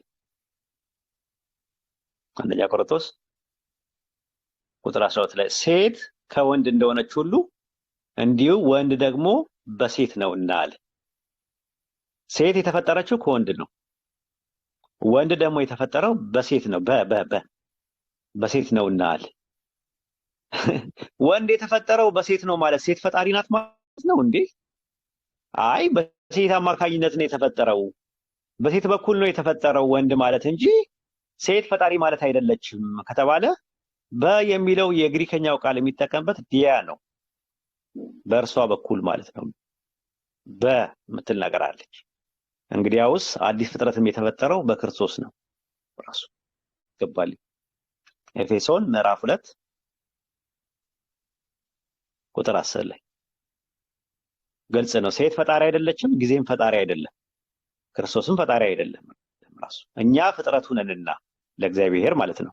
እግዚአብሔር ነንና እንመላለስበት ዘንድ እግዚአብሔር አስቀድሞ ያዘጋጀው መልካሙን ስራ ለማድረግ በክርስቶስ ኢየሱስ ተፈጠርናል።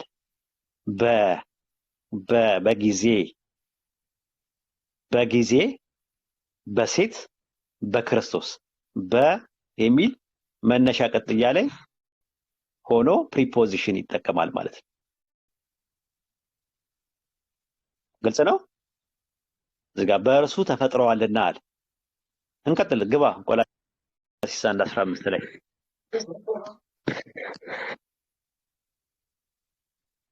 ቆላስይስ 1:15 ላይ በእርሱና ለእርሱ ተፈጥረዋል።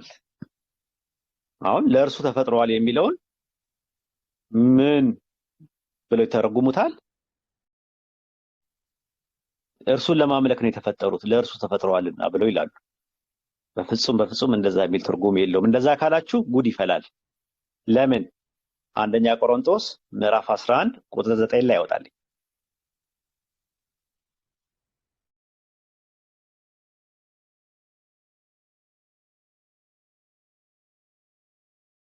አንደኛ ቆሮንቶስ ምዕራፍ 11 ቁጥር 9 ላይ ተመልከቱ። ሴት ስለ ወንድ ተፈጠረች እንጂ ወንድ ስለ ሴት አልተፈጠረምና አለ።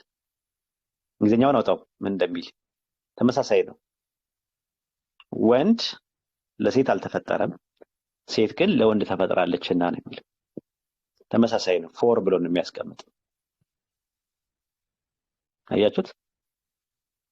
created for the women but the women for the man ብሎ ነው የሚያስቀምጥ። ሴት የተፈጠረችው ለወንድ ነው ተብሎ ነው። ያ ማለት ወንድን እንድታመልክ አይደለም። ራሱ የተፈጠሩት እነዚህ አዲስ ፍጥረት የተፈጠሩት በክርስቶስና ለክርስቶስ ነው ተብለዋል። ኦኬ። ወንድ የተፈጠረው በሴት ነው ማለት ሴትን ፈጣሪ ካላደረገ፣ ወንድ ደግሞ ለሴት ነው የተፈጠረ ሴት ደግሞ ለወንድ ነው የተፈጠረው ማለት በተመሳሳይም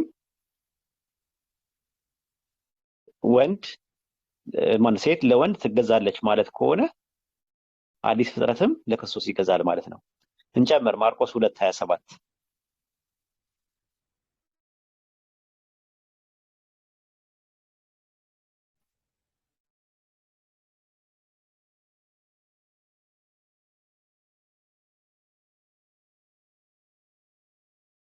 ማርቆስ 2:27 ሰንበት ስለ ሰው ተፈጥሯል እንጂ ሰው ስለ ሰንበት አልተፈጠረም። ስለዚህ ሰንበት ለሰው ተፈጥሯል ማለት ለሰው ለማገልገል ለሰው እንዲያርፍበት ማለት እንጂ ሰንበት የሚባል ነገር ሰውን ያመልካል ወይም ሰውን እንዲያመልክ ተፈጠረ ማለት አይደለም። ተመሳሳይ ነው ግራመሩ ማለት። ሌላው ግር የሚለው ነገር መፈጠር የሚለውን ነገር ነው። ራሱ አዲስ ፍጥረት ራሱ ማለት የሆነ መታደስን ነው የሚያመለክተው እንጂ ቃል በቃል ልክ እንደ ዘፍጥረት አይደለም። ራሱ ኖርማሊ ማለት ነው። መፈጠር የሚለውን ቃል ዘፍጥረት ላይም ያለው እዚህ ላይም ያለውን ነገር አንድ አይነት አድርገን አንወስደውም። እንደዛ ከወሰደን አደጋ አለው። ራሱ መዝሙረ ዳዊት ምዕራፍ 51 ቁጥር 10 ላይ ግባ።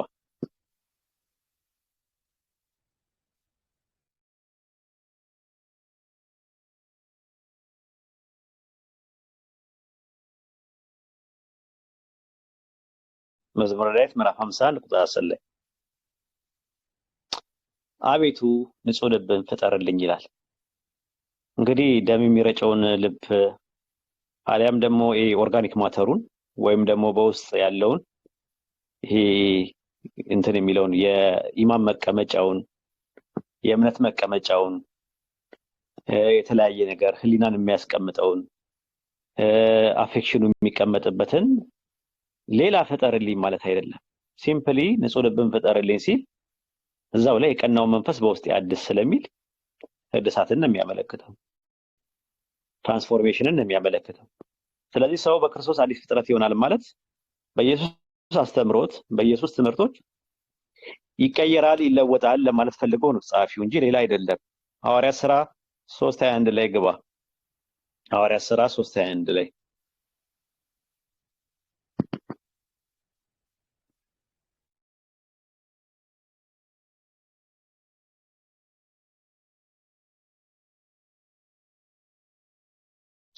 ላይ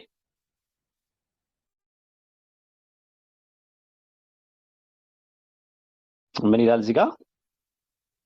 እግዚአብሔር ከጥንት ጀምሮ በቅዱሳኑ አፍ የተናገረውን ነገር ሁሉ እስከሚታደስበት ጊዜ ሰማይ ይቀበለው ዘንድ ይገባልና አለ። ነገር ሁሉ እስከሚታደስበት ዘመን አለ። ሁሉ ነገር አልታደም የታደሰው ነገር ሁሉ የታደሰው አማኞች ናቸው የሚታደሱት። እውቀትን ለማግኘት የሚታደሰውን አዲሱን ሰው ልበሱት ነው የሚለው ቆላስይስ 3:10 ላይም ስንመለከተው ማለት ነው። ቲቶ 3:5 ላይ ግባ። ቲቶ መጽሐፈ ቲቶ ምዕራፍ 3 ቁጥር 5 ላይ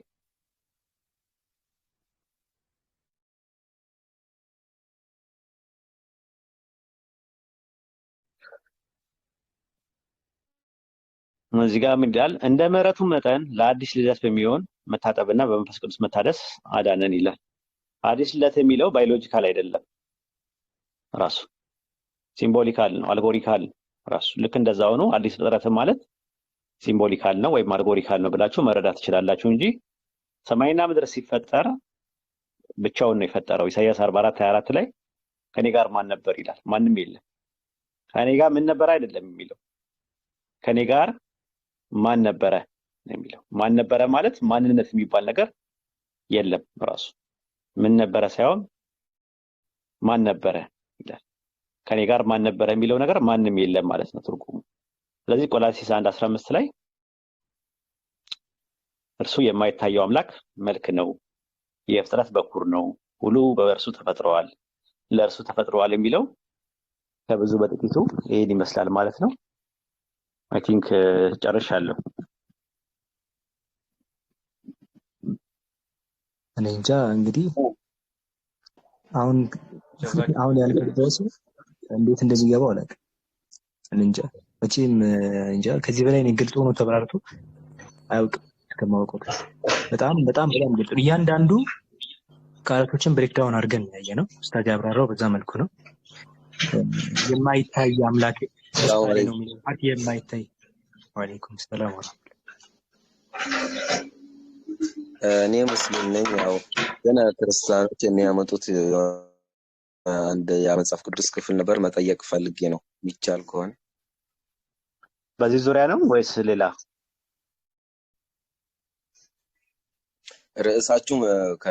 ርዕሳችሁን የምትነግሩኝ? ራሳችን ቆላስይስ 1:15 ነው የነበረው። ዛሬ ጥያቄ እንመልከትና ከዛ በኋላ እሱን ስጨርስ ላይ ሳይሆን አንድ ሚዩት አድርገህ እንትን በለኛችን እንትን ካልን በኋላ ከዛ መጣሪታችንም ቆይታችንም ፈተውላክሳ ትንሽ ነው ቆየው። ለዛ ብዬ አጭር መልስ ብትሰጠኝ። ኦኬ እሺ፣ ጠይቅና እንትን እንበል። አይ ቲንክ ትክክል ነን ብለን አናምንም፣ ግን ጊዜ የለኝም ስላልክ ያው ኤክሰፕሽናል ይሆንልን እናስተናግደው። ጀዛከል ቢላ እነሱንም እንስማ። ቤዚካሊ እንትን ነው ሚክስ ኦፍ እንትን እንዳይሆን ይሄን ብንጨርስ ይሻላል ብዬ ነው የማስበው። ከዛ በኋላ ወይ ለተወሰነ ጊዜ ቆይት ብሎ ተመልሶ ይምጣ። ወይ ደግሞ እንትን ይበል ሌላ ቀን ይምጣና እንትን ይበል። አይ ቲንክ ጥያቄውን አቅርበውና ማስታወሻ ይዘው እንትን ይለዋል፣ ራሱ ያስተናግደዋል። ጥያቄውን ብቻ አቅርበው። እሺ፣ ጥያቄው እኔና አብ አንድ ነን የሚል የመጽሐፍ ቅዱስ ክፍል አለ፣ ኢየሱስ እንደዛ የሚልበት እና እሱ እንዴት ነው? በጣም ቀላል ነው። ቀላል ጥያቄ ነው የጠየቀው። ሌሎቹ ይመልሱላል። በሌላ ቤት ሲከፈት ወይ ፋጢማ ቤት ወይ ደግሞ ሌላ እና አብዱልከሪም ቤት ምናምን እና አቡሳላ ቤት ብትበትን በጣም በተደጋጋሚ ጊዜ ያብራራ ነው። በጣም ቀላል ጥያቄ ስለሆነ እንትን በለው ራሱ ሌላ ቀንና ወይ ደግሞ ማታ አካባቢ ላይ ናና በደንብ ያብራሩላል። በጣም ቀላል ጥያቄ ስለሆነ ማለት ነው። ሲምፕሊ ኢየሱስ እኔና አብ አንድ ነን የሚለው ኢየሱስ አብ እንደሆነ ወይም ደግሞ ትሪኒታሪያን ደግሞ ኢየሱስ አምላክ እንደሆነ ከሚያስረዱበት ጥቅስ አንዱ ነው አይደለ? ብተውል እኛ ደግሞ የምንለው ደግሞ ኢየሱስ አምላክ እንዳልሆነና አብ እንዳልሆነ ከተናገረው ንግግር ውስጥ መካከል አንዱ ነው ከምንለው ዮሐንስ ወንጌል 10:30 ነው። በተቃራኒው በጣም የሚገርም ነገር ማለት ነው። ከታገስከኝ ሌላ ጊዜ እኔ ስገባ በደንብ አብራራላለሁ፣ ግን ብዙዎች ያውቁታል እንዴ ብለን እንደምናብራራ ማለት ነው። ያጥቅስ ኢየሱስ አምላክ እንዳልሆነና አብ እንዳልሆነ እንደ ማስረጃ የምንጠቀምበት ነው። እንደው በተቃራኒው በጣም ልዩነት አለው።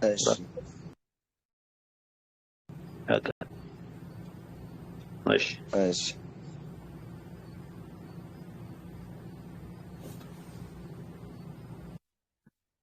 ያ ወደ ነጥባችን ስንመለስ ያው ኡስታዝ ያብራራው ቆላስይስ ምዕራፍ 1 ቁጥር 15 ላይ ያለውን ክሊር አድርጎ በታትኗ አብራርቶታል። በግልጽ እየለያየን ያስቀመጥነው ወይም ኡስታዝ ያስቀመጠው ክሊር እየበተነ ያንዳንዱን ምን ማለት ነው የሚለው ያነሳል የታየው። ገና የመነሻው ወርዲንግ ምንድነው? ያው ሪቫይዝ ለማድረግ እርሱ የማይታይ አምላክ ምሳሌ ነው ወይም ደግሞ ብሎ ሲጀምር የማይታየው አምላክ ማን ነው ወይም የሚለው ቃል በግልጽ ተለያይቷል። ምሳሌውና አምላክ የተባለው ይለያያሉ። ከጠቀስናቸው ጥቅሶች መካከል ለምሳሌ አንደኛ ጢሞቴዎስ ምዕራፍ 6 ቁጥር 16 ላይ እርሱ ብቻ የማይሞት ነው ብሎ ሲያስቀምጥ ከሄደ በኋላ ጥቅሱ ማንም አላየውም ሊያየውም አይቻልም ብሎ ያስቀምጣል። ያልታየና ሊታይ የማይችል አካል አለ፣ የእሱ ምሳሌ ነው ብሎ ነው የሚጀምረው። ሁለቱ ገና ሲጀመር አንደኛ ጢሞቴዎስ ምዕራፍ 1 ቁጥር 17 ላይም ተጠቅሷል። ስለዚህ ለማይሞተው ለማይታየውም ብሎ ያስቀምጣል። እዚያ ክሊርሊ እንደተመለከት ነው የማይታይ አምላክ ምሳሌ ነው ብሎ ሲናገር የማይታየው አምላክ ያልታየው ሌላ አካል መሆኑን በግልጽ መረዳት እንችላለን። ይሄ እዚህ ላይ አይ ቲንክ ግልጽ አድርጎ ኡስታዝ እንትን ብሎታል። መልክ የሚለው ፓርት ላይ ምንድነው የሚለው? መልክ ሲባል ቀጥታ ኢሜጅ ሲባል ራሱ እንትን ነው ማለት አይደለም። ለምሳሌ ዘፍጥረት ምዕራፍ 1 ቁጥር 27 ላይ 26 አካባቢ ላይ የሰው ልጅ በእግዚአብሔር መልክ እንደተፈጠረ ይናገራል። ያ ወደ አምላክነት የሚቀየር ፎርም አይደለም። ኤኒዌይስ መፍጠር የሚለው ነው ዋናው ፓርት ላይ። መፍጠር የሚለው ሊትራሊ ቅድም እንደተባረው ሙሉ ያልነበረን ነገር ወደ ማኖር ማምጣት ማለት አይደለም። ይሄኛው ክፍል በግልጽ ሁላችንም ልንረዳው የሚገባ ነጥብ ነው። ምክንያቱም ፍጥረት ሲባል እዚህ ክፍል ላይ እየተነሳ ያለው መጀመሪያውን ሳይሆን መታረቅንና መታደስን አመልክቶ የገባ እሳቦት ነው። ይሄኛውን ደግሞ መመልከት እንችላለን። በነገራችን ላይ ምን ብሎ ያስቀምጣል? ጥቅስ ልታውጣላችሁ። ኤፌሶን ምዕራፍ 1 ቁጥር 24 ላይ ለእውነትም በሚሆኑ ጽድቅና ቅድስናን እንደ እግዚአብሔር ምሳሌ የተፈጠረው አዲሱ ሰው ለበሱ ብሎ ሲያስቀምጥ አዲስ የተፈጠረ ሰው አለ። የአካል ማን ነው? ኢየሱስ ነው። ኢየሱስ የተፈጠረ በሚል ተቀምጧል። ክሊር ኢየሱስ ፍጡር ነው፣ ግን በሱ እንደ አዲስ ታድሷል። ምንም ቢሆን ሁሉም ነገር በክርስቶስ አዲስ ፍጥረት ነው ተብሎ ተቀምጧል። ያንን ነው የሚያስቀምጠው። ከዛ በኋላ አዲሱን ፍጥረት እያብራራ ይመጣል ክፍሉ ቆላሲስ ላይ ማለት ነው። ምንድነው አዲስ የሆኑት የሚለውን ነገር በግልጽ እየበታተነ ያስቀምጣል። አለቅነት አለ የማይታይ ቆላሲስ ላይ ቆይልበታል ክፍሉ ላይ ዲት ምዕራፍ 1 ቁጥር 15 ላይ ከዛ የሚታዩትና የማይታዩት ብሎ ያስቀምጣል። እዚህ ጋር የሚታዩትና የማይታዩት አለቅነትና ዙፋን የሚለው ያስቀምጣል። እነዚህ አለቅነትና ዙፋናት ለምሳሌ ዙፋናት አዲስ የተፈጠሩ አሉ። ለምሳሌ በ12ቱ ነገድ ላይ ሐዋርያት ተሹሞ እንደሚፈርዱ ይናገራል። ዙፋን አለ 12 ዙፋን ላይ እንደሚቀመጡ ነግሯቸዋል። አዲስ ፍጥረታት አዲስ የተፈጠሩ ነገሮች ናቸው። የታደሱና የተሾሙ ነገሮችን በዚህ መልኩ ያስቀምጣል። የሚታዩና የማይታዩ ብሎ ያስቀምጣል። ጥቅሶችን ከፍቼ ላሳያችሁ እነሱ ምንድናቸው የሚለው ነገር መመልከት እንችላለን። በሰማይና በምድር ያሉትን ብሎ ሲያስቀምጥ ዕብራውያን ምዕራፍ 9 ቁጥር 23 ላይ ያለውን ነገር ዕብራውያን ምዕራፍ 9 ቁጥር 23 ላይ ሽካየን እንግዲህ በሰማያት ያሉት የሚመስለው ነገር በዚህ ሊያነጻ እጅግ በሰማያት ያሉት ራሳቸውን ከእርሱ ይልቅ የሚበልጥ መስዋዕትን ሊነጹ የግድ ነበር ይላል። ስለዚህ በሰማያት ያሉት አካላት አሉ። እነሱ ዝቅ ብሎ በግልጽ ያሳያል። እዚህ ክፍል ላይ በሰማያት ያሉት ማን ናቸው ሲባል መንፈሳቸው እዚህ ነበሩ። በእርግጥ አንድ ሰው ሲሞት አካሉ እዚህ ሆኖ መንፈሱ ግን ይሄዳል። እዛ ያሉት እርስ በርሳቸው እንደሚታረቁ እንደሚታደሱ ያስቀምጣል። ስለዚህ እነዛ አካላት በሰማያት ያሉት የተባለው እሱን ነው። በምድርም ያሉትን እንደሚያድስና አዲስ ፍጥረት የተባለው መታደስና መታረቅ እንደሚያስቀምጥ ይናገራል። ይሄን ብሬክ እያደረግን ከሄድን እሺ፣ ከዛ በኋላ ያለው ቃል ምንድነው? ቆላሲስ ምዕራፍ 1 ቁጥር 15 እሺ፣ በሰማይና በምድር ያሉት ሁሉ በእርሱ ተፈጥረዋል የሚለው ቃል ኦኬ፣ እንደ አዲስ ለማደስ አምላክ እሱን ተጠቀመው። ምክንያቱም እሱ ራሱ የፍጥረት መጀመሪያ ነው። ሲጀመር አዲስ ፍጥረት ነው። ኤፌሶን ላይ ቅድም እንደጠቀስኩት ምዕራፍ 4 ቁጥር 24 ላይ አዲሱን ሰው ልበሱት ተብሎ ሲቀመጥ የተፈጠረ ዓለም ታድሷል ነው። በእርሱ የሚለው ቃል የሚያወዛግብ ከሆነ ሴት በወንድ በሚል ደግሞ እንደተጠቀሰ ቅድም ተመልክተናል። ይሄ ነገር ለምሳሌ 3 ቁጥር 11 ላይ በጊዜ ብሎ ሲቀመጥ ጊዜ ፈጣሪ ነው ማለትም አይደለም። አንደኛ ቆሮንቶስ ምዕራፍ 11 ቁጥር 12 ላይ በወንድ ብሎ ያስቀምጣል። ሴትን በወንድ አድርጎ ያስቀምጣል። ወይም በወንድ ብሎ ሲጠቀም ወንድን የፈጠራት ማለትን አይደለም። ስለዚህ ክፍል ላይ እንደዛ በዛ ሴንስ ልንወስደው አንችልም ነው። ወይም ደግሞ እሱ አዲስ ፈጠረ ማለት ሳይሆን በክርስቶስ በኩል አምላክ ሁሉንም ነገር አደሰ ነው። ከዛ ቀጥሎ ያለው ምንድነው? ከዛ ቀጥሎ ያለው ሁሉ በእርሱ ምንም የለም፣ ሌላ ወርድ የጠነከረ ወርድ የለም። እነዚህ ናቸው እና የተወሰኑትን እንግዲህ ለኡስታዝ ካብራራው በጥቂቱም ቢሆን ሪቫይዝ ለማድረግ ሞክሬያለሁ። እስቲ ሌሎቻችሁ ምናልባት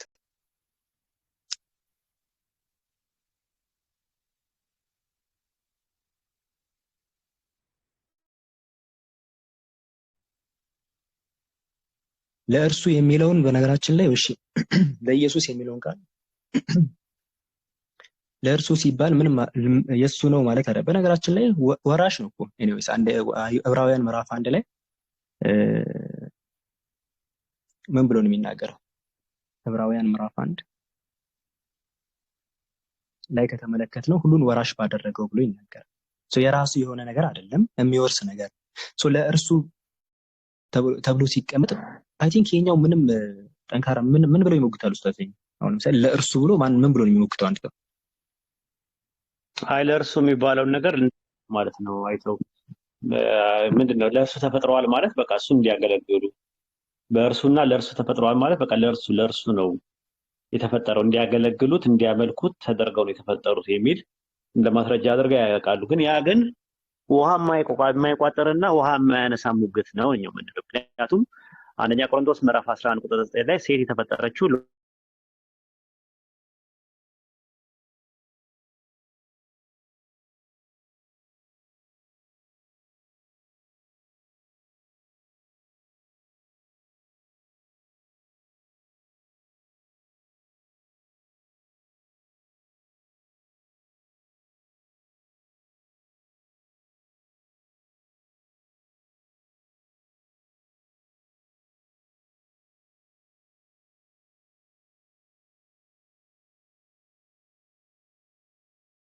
እንደና ደግሞ በሴት ተፈጠረ በሴት ሆነ ማለት ወንድ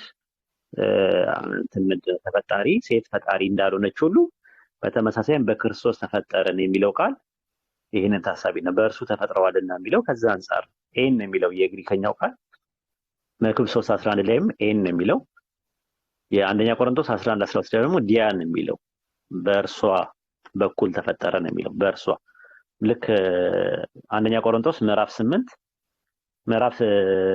8 ቁጥር 6 ላይ እንዳለው ማለት ነው።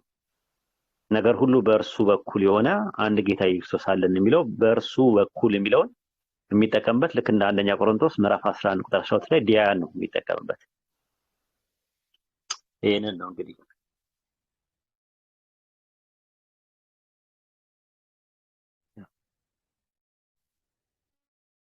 በደንብ ተብራርቶ ኡስታዝ ጀዛከላህ። እስቲ ሀሳብ መስጠት ስሚዞ ኢላ አውሳል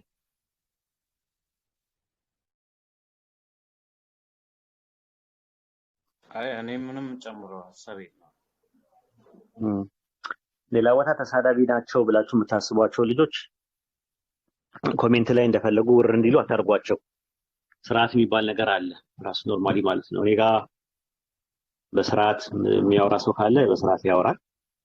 ማውራት የማይፈልግ ሰው ካለ ደግሞ ያው አርፎ ይቀመጣል ማለት ነውና ለብሽሽቅ ጊዜ የለንም።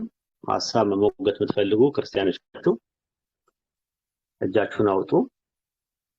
አይ ቲንክ አብዱ የምታወራው ነገር አለ። አብዱ ሰመድ መሰለኝ።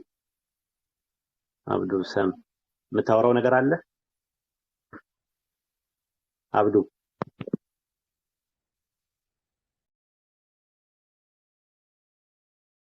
ኦኬ እየሰማ ይመስል እሱ ዝም ብሎ ነው። አንዳንድ ሰው ዝም ብሎ ነው። ኦኬ ክርስቲያኖች ካላችሁ በቆላስይስ 1:15 ላይ ትክክለኛ አፈታት አልተፈታም የምትሉ ካላችሁ ሪኩዌስት ላኩ። ትክክለኛ አፈታት አልተፈታም እና መስተካከል አለበት ብላችሁ የምትሉ ከሆነ ግቡ።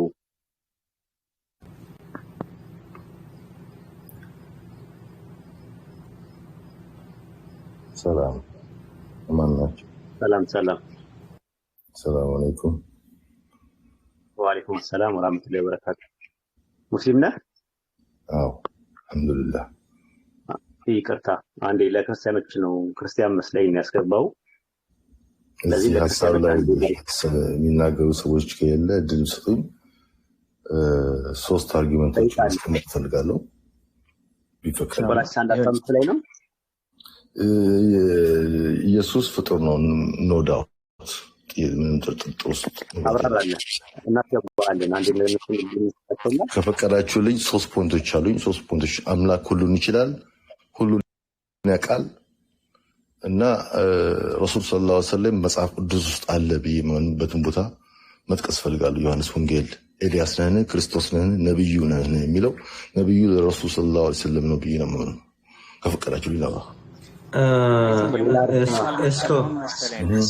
እስኮ አኺ አሁን ቆላስይስ 1:15 ላይ ነው እያወራ ያለው። ስለዚህ ሌላ ጊዜ ላይ ስለ ነብዩ መሐመድ ሰለላሁ ዐለይሂ ወሰለም በመጽሐፍ ቅዱስ ላይ ትንቢት መኖሩን በተመለከተ ስናወራ you are cordially invited እዛን ሰዓት መምጣት ትችላለህ።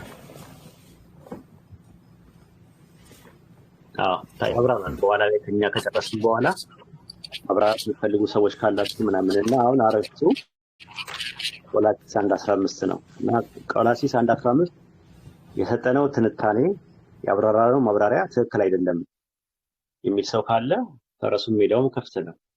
ሪኩዌስት ላኩ። የምታስተምሩ ነገር ካለ አስተምሩ። እሱ ኖርማል።